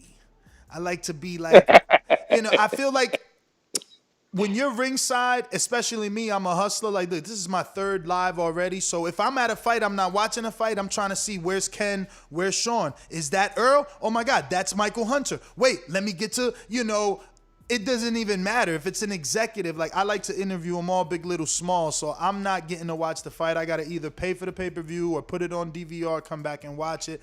And I love commentary. I want to know what they're saying, right? Like last maybe week, I think Ward was rushing Big Baby. Jared Anderson, the new Big Baby, he was like, oh, he maybe should go for the kill. And it's like, dude, some days we tell fighters work behind a jab. Then when a fighter works behind a jab and is busting his guy up, he's bleeding on television. What television wants? Now you're telling him to go for the knockout, which he eventually got anyway. So I don't know. I just like to hear it because then I get to criticize it. But back to the questions.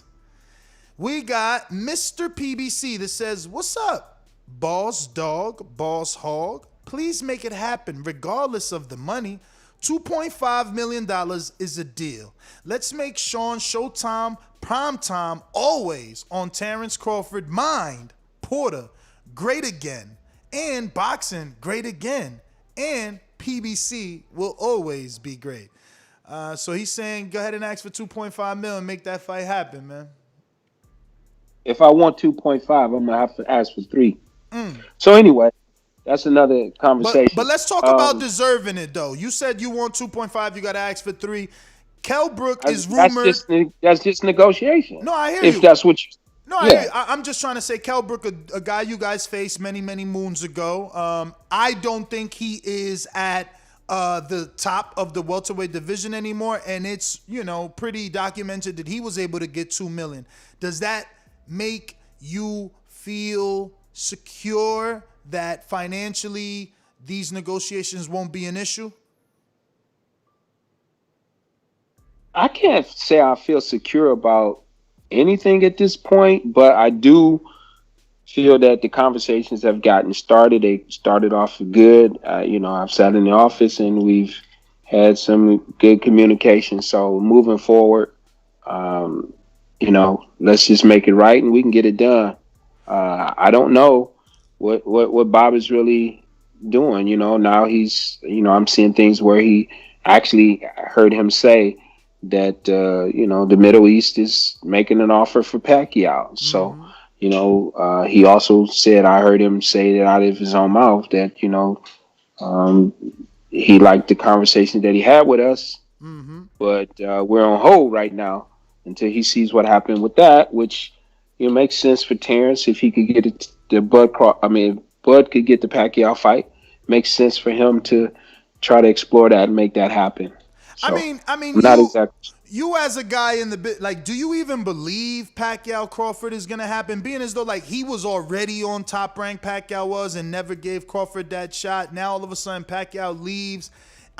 Also gets stripped. Like, if I'm gonna fight Crawford and I'm Manny Pacquiao, why wouldn't I do it for a unification and charge more? I'm gonna allow myself to get stripped. I'm not gonna call the WBA and say, hey, I'm negotiating for a unification. That trumps everything, air quotes, right? Like, what? Do you believe the Pacquiao? I call it BS. I think it's bullshit.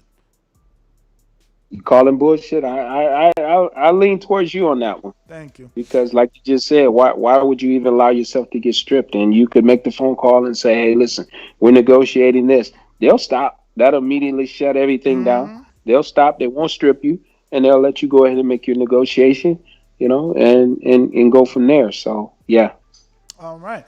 We have Andres, who says, it seems like any contest with Terence Crawford ultimately comes down to IQ. Crawford is a thinking fighter.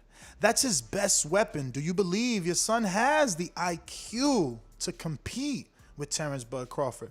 Putting heat on Crawford would mitigate and disrupt his extraordinary computational missionary to some degree, but I don't believe it would be enough. So basically, just coming forward and giving him pressure ain't enough. Eventually, he'll make the adjustments. Well, Shawn is not just a come forward fighter. He can move in, he can move out, he can move laterally, he can turn, he can spin, he can pivot. So it's a lot of shit to have to deal with. And usually in about the span of five to 6 seconds, Shawn has done 2 or 3 different things like nobody else that Terence has fought. So, yeah, if he's a very intelligent guy, it's kind of hard to, just do what you want to do when you're not given time to use your, to slow things down and use your intelligence, and you have to just fight. So that's a little bit different from Terence. I think for him to just have to just fight is a little bit different. And I've seen, not to take anything away from him, but I've seen some situations like with the Green Machine. I've seen some situations also with Kell Brook early on that, Terence had a look on his face like, damn, what had just happened right there? And if you take the time to show an expression on your face, we can exploit that. If somebody else can do it, we can exploit it as well. I don't think Terence does a poker face very good. When shit don't go his way, when something just happened to him, he kind of shows it right there on his face, And it is what it is. That's what makes the fight to me exciting. To see what happens when these things happen, or to see what happens when Terence is able to do it to Shawn. That's what makes it exciting. Carlito in the UK says, what's good, Mr. Porter? Seems like Shawn has to wait to see if Pac-Man fights Bud before he can get an actual offer. How long do you guys wait when you looking to get Porter out next? We don't want to wait too long. We got to, make some decisions here real soon. A very intelligent man told me I need to give my brother a call and say, hey, man, we need to consider looking at this WBA thing. So, yes, we're not going to wait too long. And certain people in certain places, they don't have a strong belief in what the guys over at Top Rank are doing right now anyway. So they're going to want to, well, hey, you know what? They still got to deal with him on the Pacquiao deal too. Is he still with Al? I thought there was. Oh wow! Yeah. Thank you. Breaking news. Yeah. Pacquiao still signed to Al Heyman. All right. Yeah. All right. Looks like we have to ask you. How do you think a rematch with Kell Brook ends up today? If Shawn could get offered to Kell Brook, if Eddie called you, you want the Kell Brook rematch? A, would you take it? B, how would it go? Well, obviously, would Shawn take it? And how do you think it'll play out? We wouldn't take it. It's at this point what we're looking for. It's not what we're looking for. We're just looking for the biggest fights. And, this is no knock against Kell Brook or anybody else in boxing. Everybody gets in there and gives it everything they got. But just the way I saw the last fight, against Terence, I just looked at the fight and I said, the guy decided to check out. He decided to check out. He didn't come to fight. He didn't come to win. That's my opinion. The other part of that is, again, it's opinions. Kell Brook came into a fight with Shawn and he held Shawn over 60 times in the first 5 or 6 rounds. What a holding became well more, than just holding. It wasn't just a clinch. It was, it became a foul. Well, you fast forward to Kell Brook years later, he's not holding Terence. He's not holding Canelo. He's actually trying to fight a little bit more. If he had fought Shawn like that back then, Shawn would have knocked him out or hurt him pretty bad. But that wasn't what he was willing to do at that point in time. He hadn't got the courage up to try that. And so I think if he was to try to fight Shawn straight out right now, a lot of the same results will happen to him at the end of a fight that have happened to him against a Canelo, against Bud Crawford, against an Errol Spence. I don't have an interest. Shawn doesn't have an interest. it's Bud Crawford, it's Errol Spence rematch. It could even be a Keith Thurman rematch, and that's pretty much it for us. But I do need to call and find out about this WBA situation. Yeah, I mean, Hey, the man, networks. we've been on here a long time. I got some other things to do. Oh, What about you shit. guys? Let's take a couple questions and get out of here. Yeah, no, you know what? You pretty much answered everyone's question. Let me just check here. But I think you got to everyone. We just got a late one. Super chat here. Coach Meyer says, Ken, if you and Shawn don't get the offer from Bob that you want financially, do you still try to get the fight by requesting a purse bid from the WBO? That's a good one.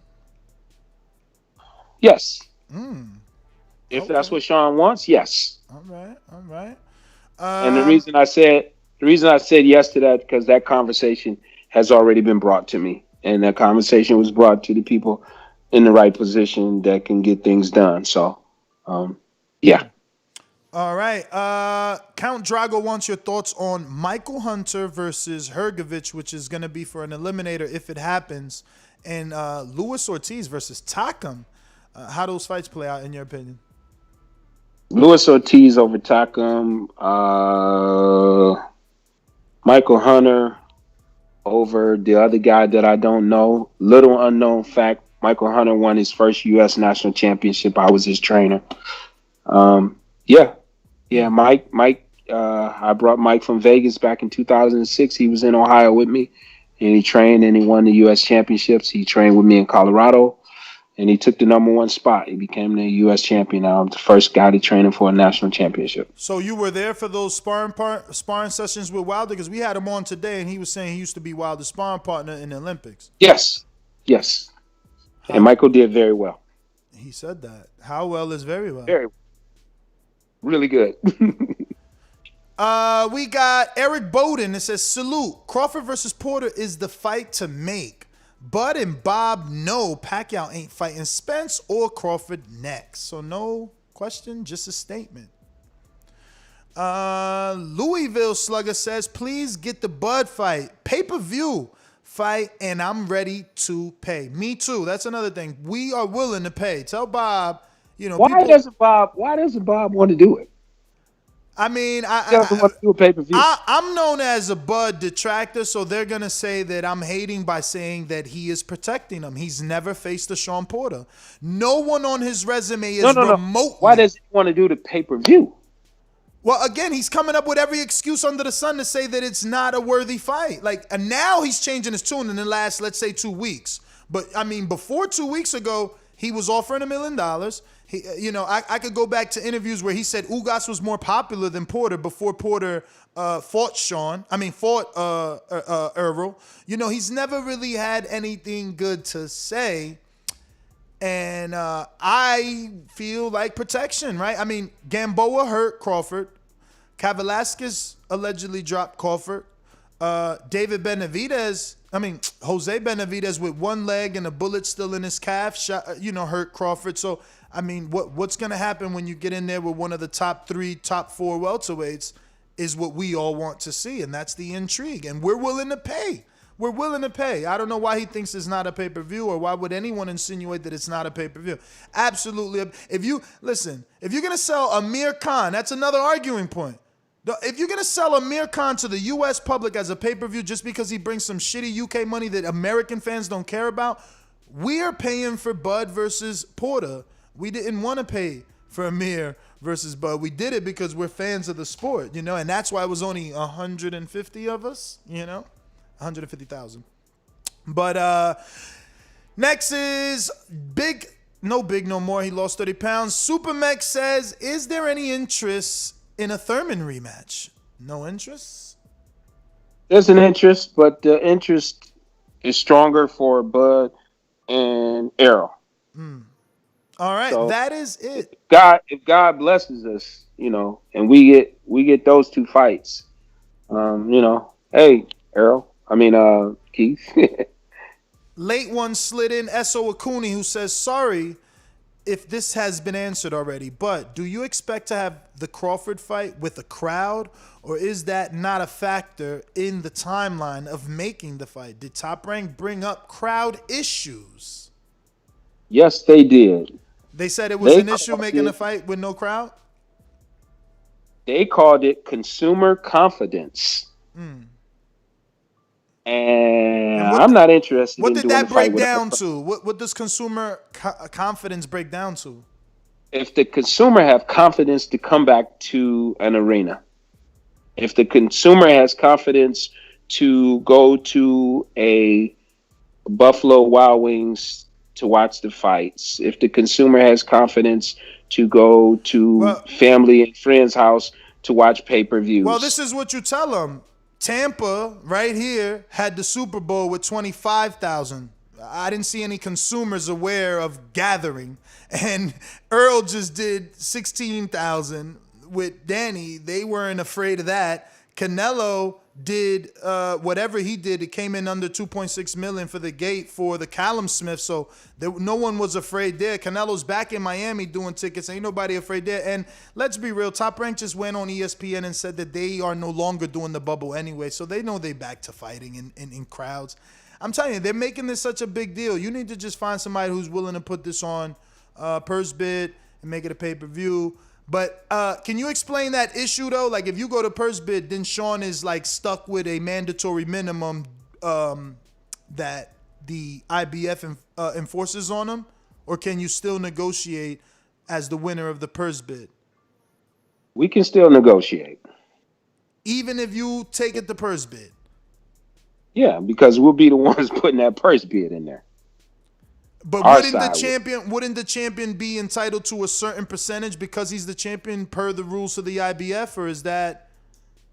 He probably, yes, but the other side of that, which I ain't gonna get into, is certain people in certain places are willing to make sure that Shawn gets paid. If you understand that part of it. Beautiful. Back end money. Back end money. Yeah. You know, take this up front. We got you here. I got you. Listen, Ken, last question. It was over. Thank you so much for always being available. Let's schedule something for Malik. Last time, was a little. He needs just some headphones like you. You in the money with the headphones. You're doing great over there. You sound perfect. We just want to make sure he has some headphones, and I'm ready to schedule him. If you got something scheduled for him as far as a fight, let's get him back on, and he can do his victory lap for his last knockout. We do appreciate you as always. If you want to give out any social media, more than willing to do so. If not, thank you again. Yeah, on the IG is Porter High Performance with a HY. Porter High Performance. That's on the IG, and that's pretty much it for me. Everything else for Shawn is Showtime Shawn P. Instagram, Facebook, Twitter. His Porterway podcast. I will get Malik in this week. He comes back Sunday. He'll be training and sparring with Shawn this week, and then we got a training camp the following week. So I will get him a pair of nice headphones. Nice. Listen, I got three more for you. And I actually, the two short ones I love, and I'm sure J-Mac has something good as he's a Bud fan. He says, Terence Crawford versus Jamel Charlo. Who do you have? Shawn's hand speed doesn't match his foot speed, and hand and foot coordination creates balance. Balance is strength. Punch placement enhances with better balance. What's the question? Terence Crawford. Is that a question? Terence Crawford versus Jamel Charlo. Who do you have? Yeah, I'll go with Charlo. He's too big. Next one, very quick. Shawn's hand speed don't match his feet. That's what he said. Okay, then I'm gonna give you a free ticket to come to Las Vegas. I'll pay for it. Let's know I'll do it. I'll give you a free ticket to come to Las Vegas, and you can show me what you talk about, but I'm going to need you to get in the ring with him to show me where this hand and foot coordination is not there. Because if it's something I've never had a problem with I've never had a problem with this kid with hand speed and footwork. And he sparred with my 130-pounder, and his feet and hands are faster than his. So that's not a problem. And I also remember you once upon a time publicizing that Shawn statistically out jabs all his opponents. I don't know if that's changed. I would say it's still the same because I don't know the punch stats on the Spence fight, but I know we definitely out jabbed the last guy we fought, which was Formella, and then everybody leading up to that, he had out jabbed Broner, he out jabbed Danny Garcia, he out jabbed Keith Thurman, he out jabbed Ugas, all of those guys leading up to that. So I don't know what it was for the Errol Spence fight, but that's not a problem for us either. He's got a great jab. It's underrated because everybody, it's the social media. It's social media. If you come on here and you say over and over and over and over, if you had ever said over and over and over and over and over and over that this guy had a great jab, people would be talking about that guy's jab. But because people have always said, "Oh, Shawn is a pressure fighter and he's just swinging wild and all this," that's what the narrative is, and that's what everybody starts repeating. It's the same reason why you see all these idiots running around with their pants hanging off their ass, because they think that's what's in. Or it's the same reason why people get on social media and do different TikTok dances. That's what's in. So it's what's in. Everybody jumps on it. Shawn Porter's just a football player. No, Shawn Porter probably had 20 amateur fights before he ever played football, right? And obviously, even though he played football and he played it at a high level, it's not what he chose to do. And you don't beat a Danny Jacobs, Alexander Usyk, Demetrius Andrade. You don't beat Sean Estrada twice. You don't beat Jesse Hart. You don't beat Terrell Gaucher. You don't beat what's the Dominican kid that won the National Golden Glove and U.S. Championship? Felix Diaz? From Nah. Sean's weight class. He's from Massachusetts with Fernando Guerrero. No. We beat him too. Beat him in Olympic trials. Dominic Wade. You don't beat all those. Didn't you guys beat Vanez too? No Vanez? No, he was ahead of us. Motorola, he was older than us. But you don't beat all those guys if you can't box. You just don't have. You got to be able to box to beat those guys. You know what I mean? So that doesn't happen by luck. You're not going to be out on the football field tackling people or running touchdowns and just coming here and beat those guys. Not going to happen. The kid was an exceptional athlete that he could do both sports and also play basketball and also run track in the field. So you have to be an exceptional athlete to be able to do that. But you're not going to be able to beat all of those guys. Edwin Rodriguez, that's who I was trying to think of. Edwin Rodriguez from Massachusetts, who was National Golden Glove champion, trying to repeat. Shawn beat him and stopped him from repeating. He was U.S. champion, trying to repeat. Shawn beat him and stopped him from repeating. You don't beat all those guys unless you can actually box. So, the way that people just, say things and then everybody jumps on it and carries it, that's just the social media. That's what it is. So 2 last ones and they're super quick. What about a fight with Mikey Garcia and Shawn Porter? Mikey's not gonna fight Shawn. I've had the conversation. It was I just asked to see what would happen, and they said he's not gonna fight Shawn. So that's why he's never mentioned Shawn or doesn't discuss Shawn or anything like. Who does he want to fight at 47? Who? Pacquiao. Really? Pacquiao. Yeah, but okay, so now you don't fight. If you don't get the Pacquiao fight, who are you challenging? Is there anybody that he actually wants to fight at 47? I don't think it is. The guy's a little guy, and he's moved up, and he's not really. You moved up for what? To challenge? No, I think he moved up to get some big money. I mean, I at first I thought he wasn't a welterweight, but watching him put hands on Jesse the way he did, man, he definitely showed he could contend with some welterweights. I don't know about Shawn. Shawn's very, I don't consider Jesse powerful. to be those guys. And what's the next question? Last question. Dennis in Tampa says, what advice would you give Danny Garcia? Danny.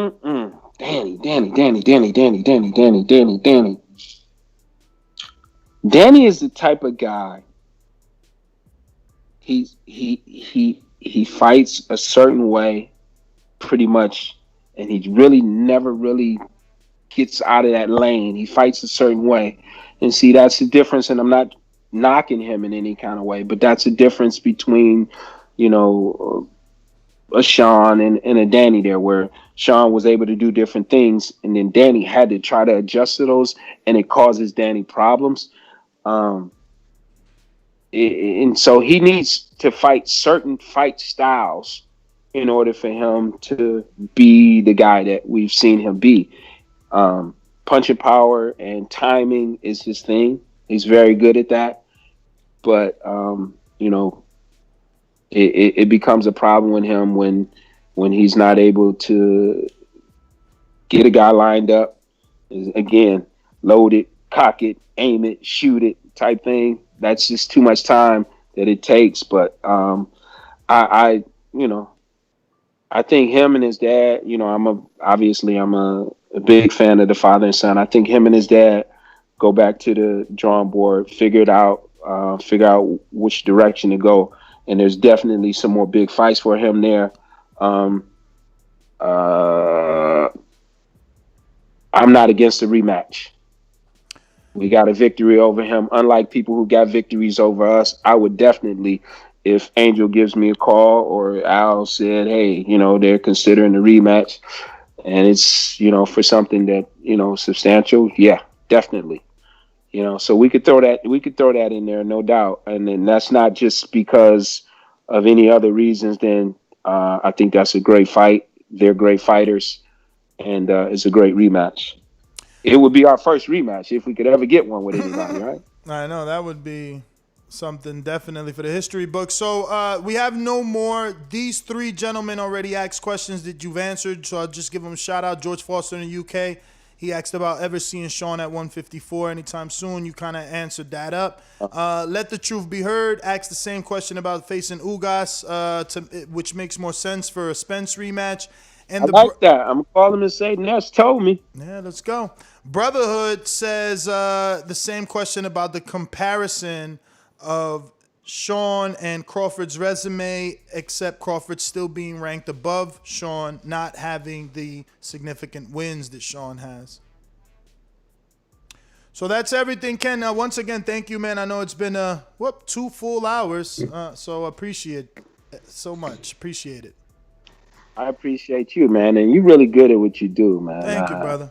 I'm watching you now. This other guy here, I'm not really. I don't. What's your name? See. Nah, he's new. David new guy. is new. He's new, so he doesn't have the confidence to jump in the middle of the interview. These guys like to believe that I'm doing my thing. They don't want to interrupt when I do want them to jump in and be a part of it. But like, he'll get the hang of it. I'll work on it, Mr. Porter. We just appreciate you coming on. Hopefully, you'll be back on and he'll be here. Let's get something next week with Malik. Absolutely. It makes sense to do it. It makes sense to do it either with Malik and Shawn in the gym at the same time. Then you could ask Shawn a couple questions, or we do it during that camp the following week. So I'll circle back around to you this week. All right. Next week. Let me know if you're not too far from me. Hit me up because we could get some camera work too. I'm out here in Florida, man. Yeah, today is Wednesday. I'll be working and training the rest of the week all the way to Sunday. So I'll let you know. I'll shoot you a text right now for my location. Thank you, brother. There you have it, ladies and gentlemen. World-renowned trainer, Ken Porter, fighter, father, man. No. Trainer, father, manager for Shawn. We're going out to the callers. You know the number to call in, 1-425-569-5241. Press 1 one time. Voice your opinion. Hey, yo, I know, so David, I know a lot, like the other hosts, they be like, oh, you know, I seen you in your flow or whatever. Like, yo, if you got a question, jump in, because if not, I will keep the air hot. Coach J. Mack with the invitation to get some spawn with Shawn. Yo, let me just tell you right from the door, man, when I hit Shawn with this right, it was good night. He put the beats on me, man. He ain't playing. Like, you happen to hit him, he coming after you, man. So you hate me. I'm that guy. What you want to bet on? Bet 100,000 on that. Let's bet $1 million. You getting that money, right? Easy. Let's bet $1 million easy.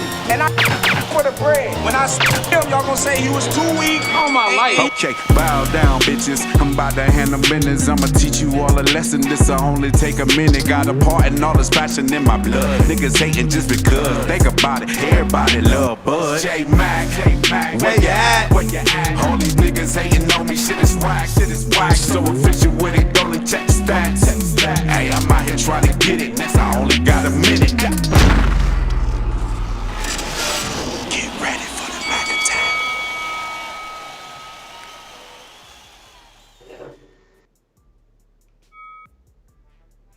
Mac Attack. Mac Attack. Mac Attack. We cannot hear you. Hang up and call back in.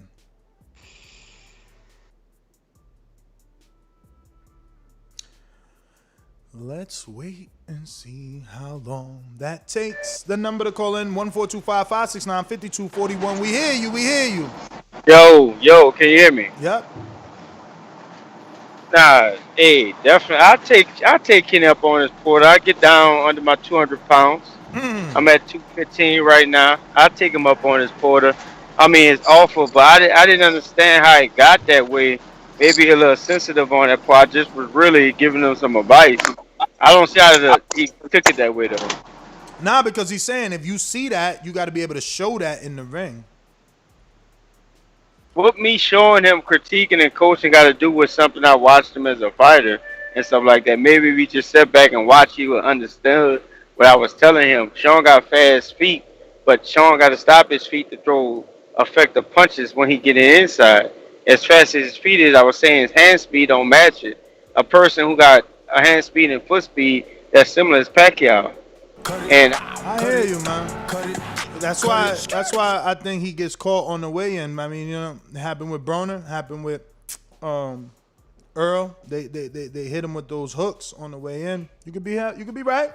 I don't know about the speed though. Like, he's pretty fast, man. I think that's one of his attributes. It's like he's able to cut that distance so fast. He's on the inside and giving you issues and smothering. Coach Myers, what up? Yo. What up? Yo, great interview, man. Like, we got all the questions that we needed answered from Porter's side. They, like, if the financials ain't right, they still going after them. For the WBO, they actually are really negotiating. You know what I mean? These are stuff, not speculation. You know what I mean? So we heard it from the horse's mouth, which is great. I mean, I like it. I mean, hopefully, I mean, it works out. But like Ken said, regardless, they're gonna go after him with the WBO. So it's great to hear. Great interview. That's all my call. But do you think it really happens? Do you think they really go to purse bid? I mean, long as Porter's like how aggressive they are, like just like Bill. Like I look at Bill just like Ken. Like they're the man of their word. So if he's not going to get what he wants financially, like he said, they're going to chase him with the WBO, and you're going to end up having a fight. And like he said, they'll take the whatever percentage is, which is usually 75-25. But like you said, somebody will take care of him on the back end. So it all looks on Porter's side like they're all for Crawford, you know? And Tio's going to purse bid. Hey, Coach Myers, remember the Bud fans say there's no back end money. My man literally said it on the interview. Yeah, I'm eating. I haven't eaten all day. It's all work, baby. Hustling out here. We're going out to Heavy-Handed J. Long Beach in the house. Yeah, man, I once told Ken up on here, I thought Shawn Porter was a football player. And he corrected me. He said, well, if I told you we've been boxing since we were 6, would that change your thinking? I said, no. He looks like a rough and tumble guy who's athletic, who's rough and tumble and athletic, and that can translate sometimes into boxing with athleticism.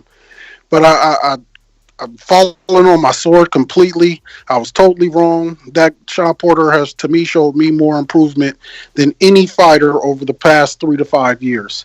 Those wrinkles in the game, you know, ability to box off the back foot and then be that old Shawn Porter we know who's one of the rough and tumblest guys out there, just shows to me how much work Ken be putting in. So I think the narrative has changed with Ken. And he's added some clarity to it, too, because we once thought that, you know, he just was too overbearing for Shawn. He's too domineering. But it was really that, you know, Shawn wasn't ready for the limelight quite yet. So shout out to the Black Dads, man. Y'all know we do amazing things if they don't systematically take us out the household. That's my call. Keem, Florida, are you avail?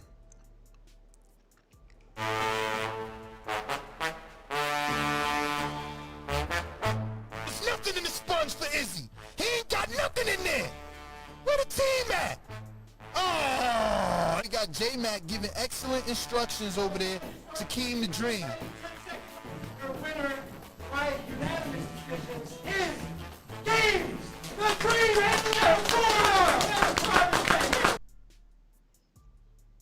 Can you hear me? Yes, sir. What up? A good interview with Kenny Porter, man. I had to jump in and out. I missed a little bit of it. What happened, man? I jumped on and he offering J-Mac free tickets to Vegas. I had to take off for a second. I come back, man. He said, J-Mac, come get this work, huh? Good Lord. I mean, I heard a little bit of the Crawford and Porter talk. First of all, J-Mac disrespectful. You ain't even win the title yet. He out here telling world championship coaches what to do. Tell that motherfucker worry about the March 13th win. You're a trip, man. Oh man, that's hilarious. Nah, but you know J-Mac, man. J-Mac got a good eye. If he sees something, he gonna speak on it, and he don't mean no disrespect by it. But yeah, I get it, man. Kenny Porter looking at it, I guess the same way you look at it, like, man, my son a world champ. What you telling me about this and that for? He was talking about Shawn's balance. Meanwhile, you falling out the ring. I wasn't off balance. I fell out the ring because I'm not used to sparring on a fucking elevated ring. You know, you got knocked out the ring. You wasn't off balance. You crazy as hell. There you go. This guy's the worst, man. The worst. Man. But nah. Listen, man. Shout out to Kenny Porter. You know, shout out to all the boxing dads out there, man. All the dads that's doing right for their kids, man. I always like hearing Kenny come on here. Bill Haney come on here, you know, it's always love when those guys are on, man. And hopefully we get that Crawford and Porter fight. You know, from what I heard, it don't sound like they made any kind of leeway or headway on that. He talking about they haven't discussed splits and percentages or nothing. Like, so I don't know, man. But I just like that Kenny be clearing that stuff up because these headlines go to running around and people start talking like they know, like, you know what I mean? Like they was in the room when the negotiations was getting made and, you know what I mean? They act like they know everything that's going on. So it's good to hear Kenny, you know, you hear it from the horse's mouth, man. So yeah, that's all I got, man. All right, we got Supermax that says, big shout out, Ness, for the great content. And read my first super chat. Yeah, his first super chat was based off the last show, and this is for the last show. But if Canelo fight 4 times this year, that means my favorite fighter on pace to fight 5 times in 12 months. What about yours? That's the silence on purpose. Because you ain't got no favorite fighter that's doing what Canelo doing. Ken V, Texas. Soon to be over here in the palm tree state, man. What's up? Nah, not yet. All right. LV Slugger, what up? No LV? Oh, there you go. So, great show, good show, y'all. Yeah, good interview. Yeah, man, Bob, top rank, man. Y'all gotta get y'all shit together. I don't see how y'all can't think Shawn Porter fight is a pay-per-view fight, man. This is a pay-per-view fight I'm willing to pay for. Top 3 welterweight right now because he beat Pacquiao.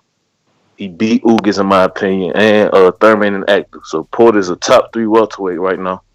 We put this on pay-per-view, man. This what y'all been looking for. This is a successful pay-per-view y'all been looking for. This is it. Put it on there, man. Like this is, I don't see what's the problem. Like I'm willing to pay for it.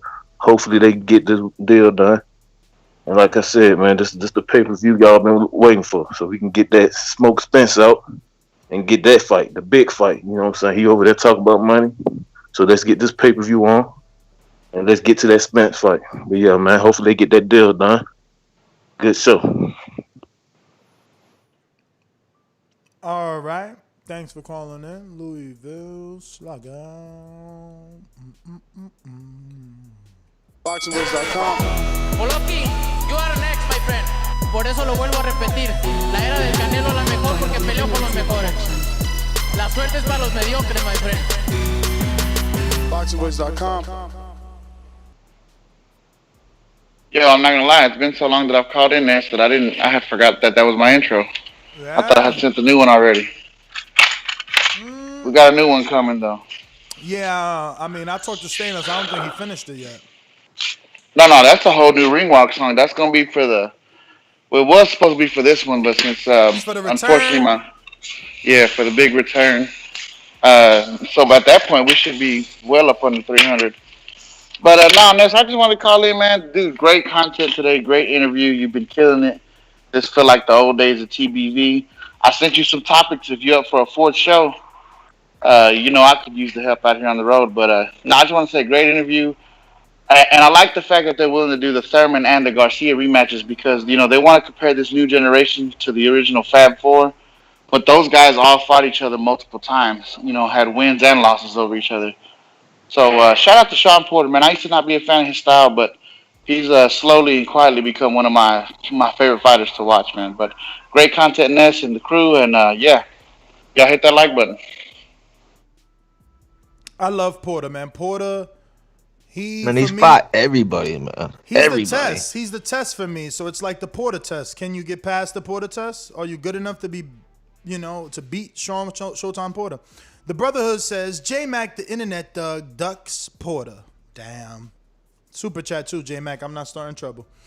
Mr. CYP, what up? All right, Brotherhood. But anyway, listen, man. One thing Shawn Porter is known for more than anything is his energy. His work ethic. Energy and work ethic come from Coach Larry Wade, just like Caleb Plant seems to never get tired. Bottle Jack seems to never get tired. So if anybody want to know why Shawn Porter has really been getting better, it's because of that energy level. Just because he's aggressive don't mean he can make it last. He makes it last because of Coach Larry Wade, CLW, one of my best friends, and that's real talk. So don't forget that when you're talking about Shawn Porter. Secondly, Canelo's fighting 5 times a year because he's trying to make the money that Floyd made from fighting twice a year. And lastly, if J-Mac take that offer, I bet you he do better than Ness do. See what? We got Amin in New Jersey. Just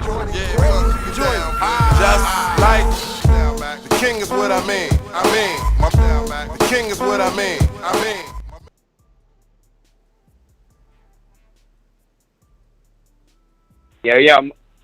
Yo, what's good? What's good? We hear you. What up? I didn't hear none of the show. I'm like, is this real? Is it in negotiations? Is it something because I feel like they heard the show we did the other day, and I don't want to. It's like Shawn Porter is known for taking on whoever. You know what I'm saying? That's not to say to go in and undersell yourself, but I hope what we're hearing is that this fight is in the making. Yeah, they negotiated. He said he went to the office. It ain't just phone calls no more. He was actually at the office. Well, listen, I'm a shout out to Bud too. You know what I'm saying? Shout out to Bud. You know what I'm saying? But they gotta wait. They gotta wait to see what's up with Pacquiao, obviously. Nah, and listen, because that's the other. Besides the obvious, that's the other big money fight, man. But I still think, man, this is good on both sides, man. This is something big, man. And number one, I think Shawn Porter got a hell of a chance. He got as good of a chance as he does each and every time he's in the ring, man. Again, I'm one of them people. He won me over due to his consistency. I was pissed as hell because I went to see him live. I see it live against Cut it, Hawk, Maryland.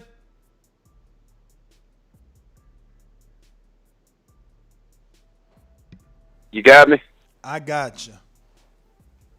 All right. Yeah, that Shawn Porter, man, he need to be mentioned in that pound-for-pound realm because if you think about it, if he fights anybody other than the top, 4, we pretty much think he's going to win unless your boy Boots Ennis beat his next fight. He's going to be thrown up in the stratosphere. But, Ness, I've been listening to your show for so long, bros. When Kenny was saying you was giving him this advice, bruh, I remember after Earl Spence beat Mikey Garcia, Kenny Porter called on. You told Kenny Porter, bro, you need to ask for that Earl's fight and ask to get put on pay-per-view. And Kenny was like, really? You was like, yeah, put it on pay-per-view so Shawn can get more. And Kenny was like really shocked about that. But I remember you giving him advice way back then, bruh. Yeah, man. One day, it'll come back full circle. Hawk, thank you for calling in. Thank you for listening for that long, man. I really appreciate it, man. Not brushing over you. Definitely appreciate you being a listener for that long. Jordan Carter, Seattle, Washington. What up? Jordan, we don't hear you. Jordan. Hello? There you go. Yeah. No, I've been listening for so long. I heard Ness called me out this morning. I accept. I accept. I will be there. Do you think you can make it for real? No, I definitely can make it. Just let me know when. March 13th. March 13th. Yep, I can definitely make that. Go ahead and take 24 I'm hours. going to talk to my... Take 24 hours. I'm going to hit you up this time tomorrow, man. All right, yep. I'm going to talk to my coach about it tonight when I go to the gym. And another thing, tell Mr. Ken Porter, if he's still listening, Mr. Ken Porter, I'd love to take that flight down there. I'll never turn down nothing free. And that'll be some great work. What fight? But yeah, that's not even a fight. To spar with Shawn Porter.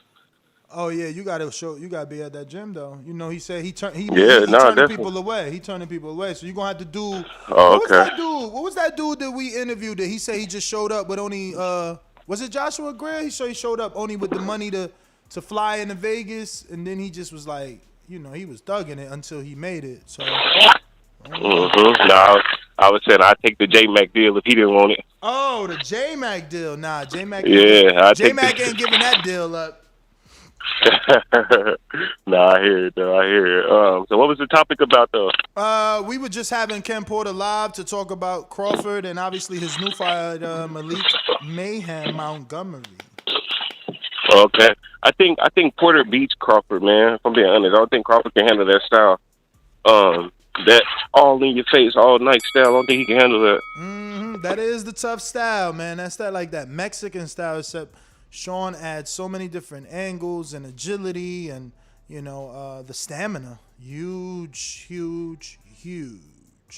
Uh-oh. Looks like we got a super chat from Ken Stone. It says, Porter is our generation Shane Mosley Jr.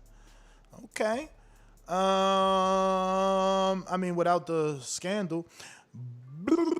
The Brotherhood says, J-Mac threat incoming. Go threaten Porter. 3 laugh out loud emojis. Ken Stone back with another one that says, Porter started at 168. I would love to see him move up to prolong his career. He fights anyone. His resume could be a Hall of Fame resume at the end of the day. I mean, he's gonna. How the hell did Shawn Porter fight Alexander Usyk in the amateurs? How the hell did that happen? He was big. He was 168. And he fought Jacobs like 6 times. He dropped him like 7. What's my man's right here? J-Mac with the counter punch coming at somebody. Yo, Ness, I told you, I get 100, 200, I'll take it. What paused me up was I wasn't expecting the response because that wasn't my intent. It wasn't malicious. But it's all good. Like I said, I get under 200, I'll take that. With anything, I'll let you know. Get Ken Porter on the phone. But the Brotherhood, how many times I didn't call you out? I told you I stay in Dallas. I'm showing up to Florida. I didn't call you out many a time. So I guess you've been ducking me. You told me if I threaten you alive one more time, you could come find me. I'll give you an invite. You could get to Ness. Ness can give you my number. We can link up, and me and you can meet tomorrow because you overdue.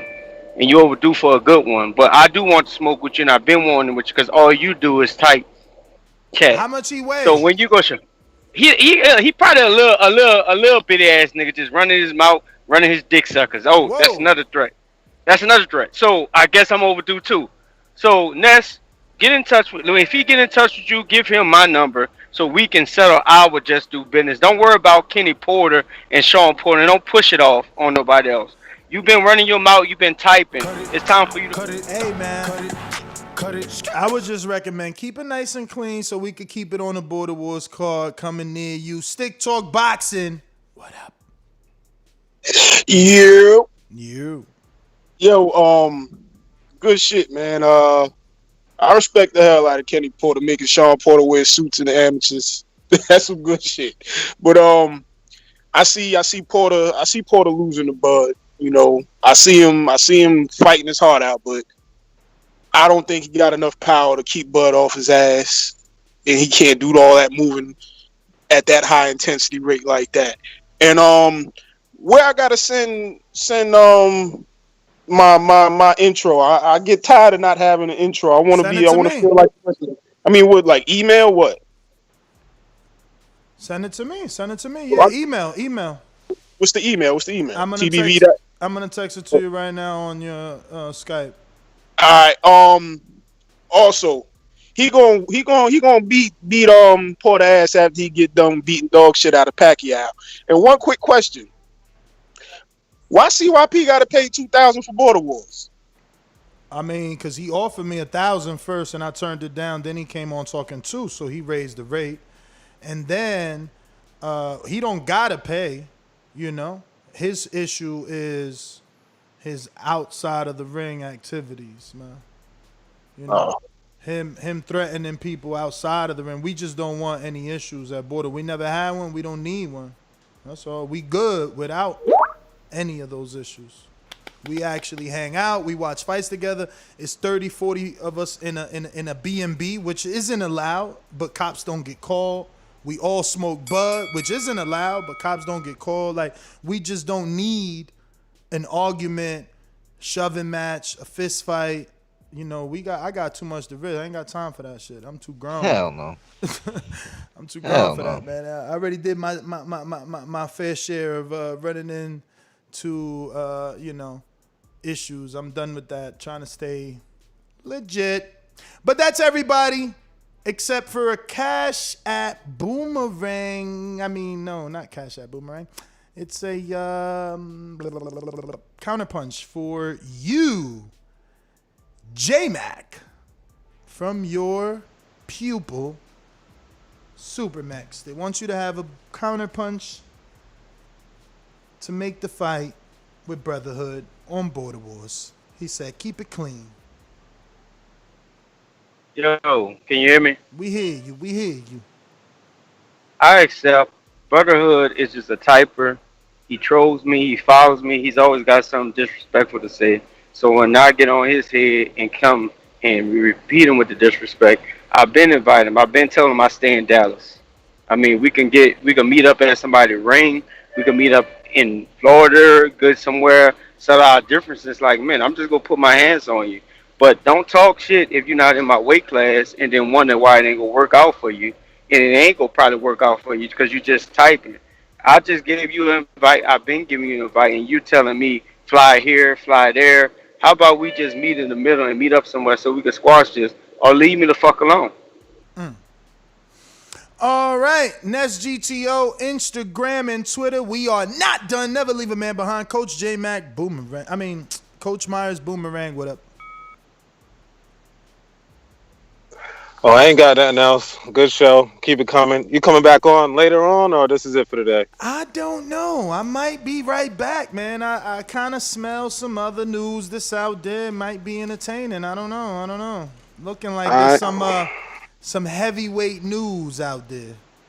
All right, put Cassius Chaney back on. That's my call.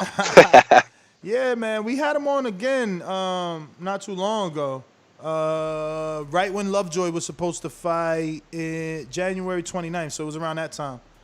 Because he had sparred Lovejoy right before the alleged fight that never happened for him. It did happen for Bryant. That being said, Juan in the BX. What's good, fellas? Yo, I just got on Nest, so I don't know what's going on anyway. Shout out to the peoples. Make sure y'all smash that like button. TBV. Be safe, fellas. All right. Nest GTO, Instagram and Twitter. We up out of here. Moore's house. Let them know where they can find you. Yo, shout out to everybody in TBV fam. If you get a second, come over to Moore's house on YouTube. Peace. Peace.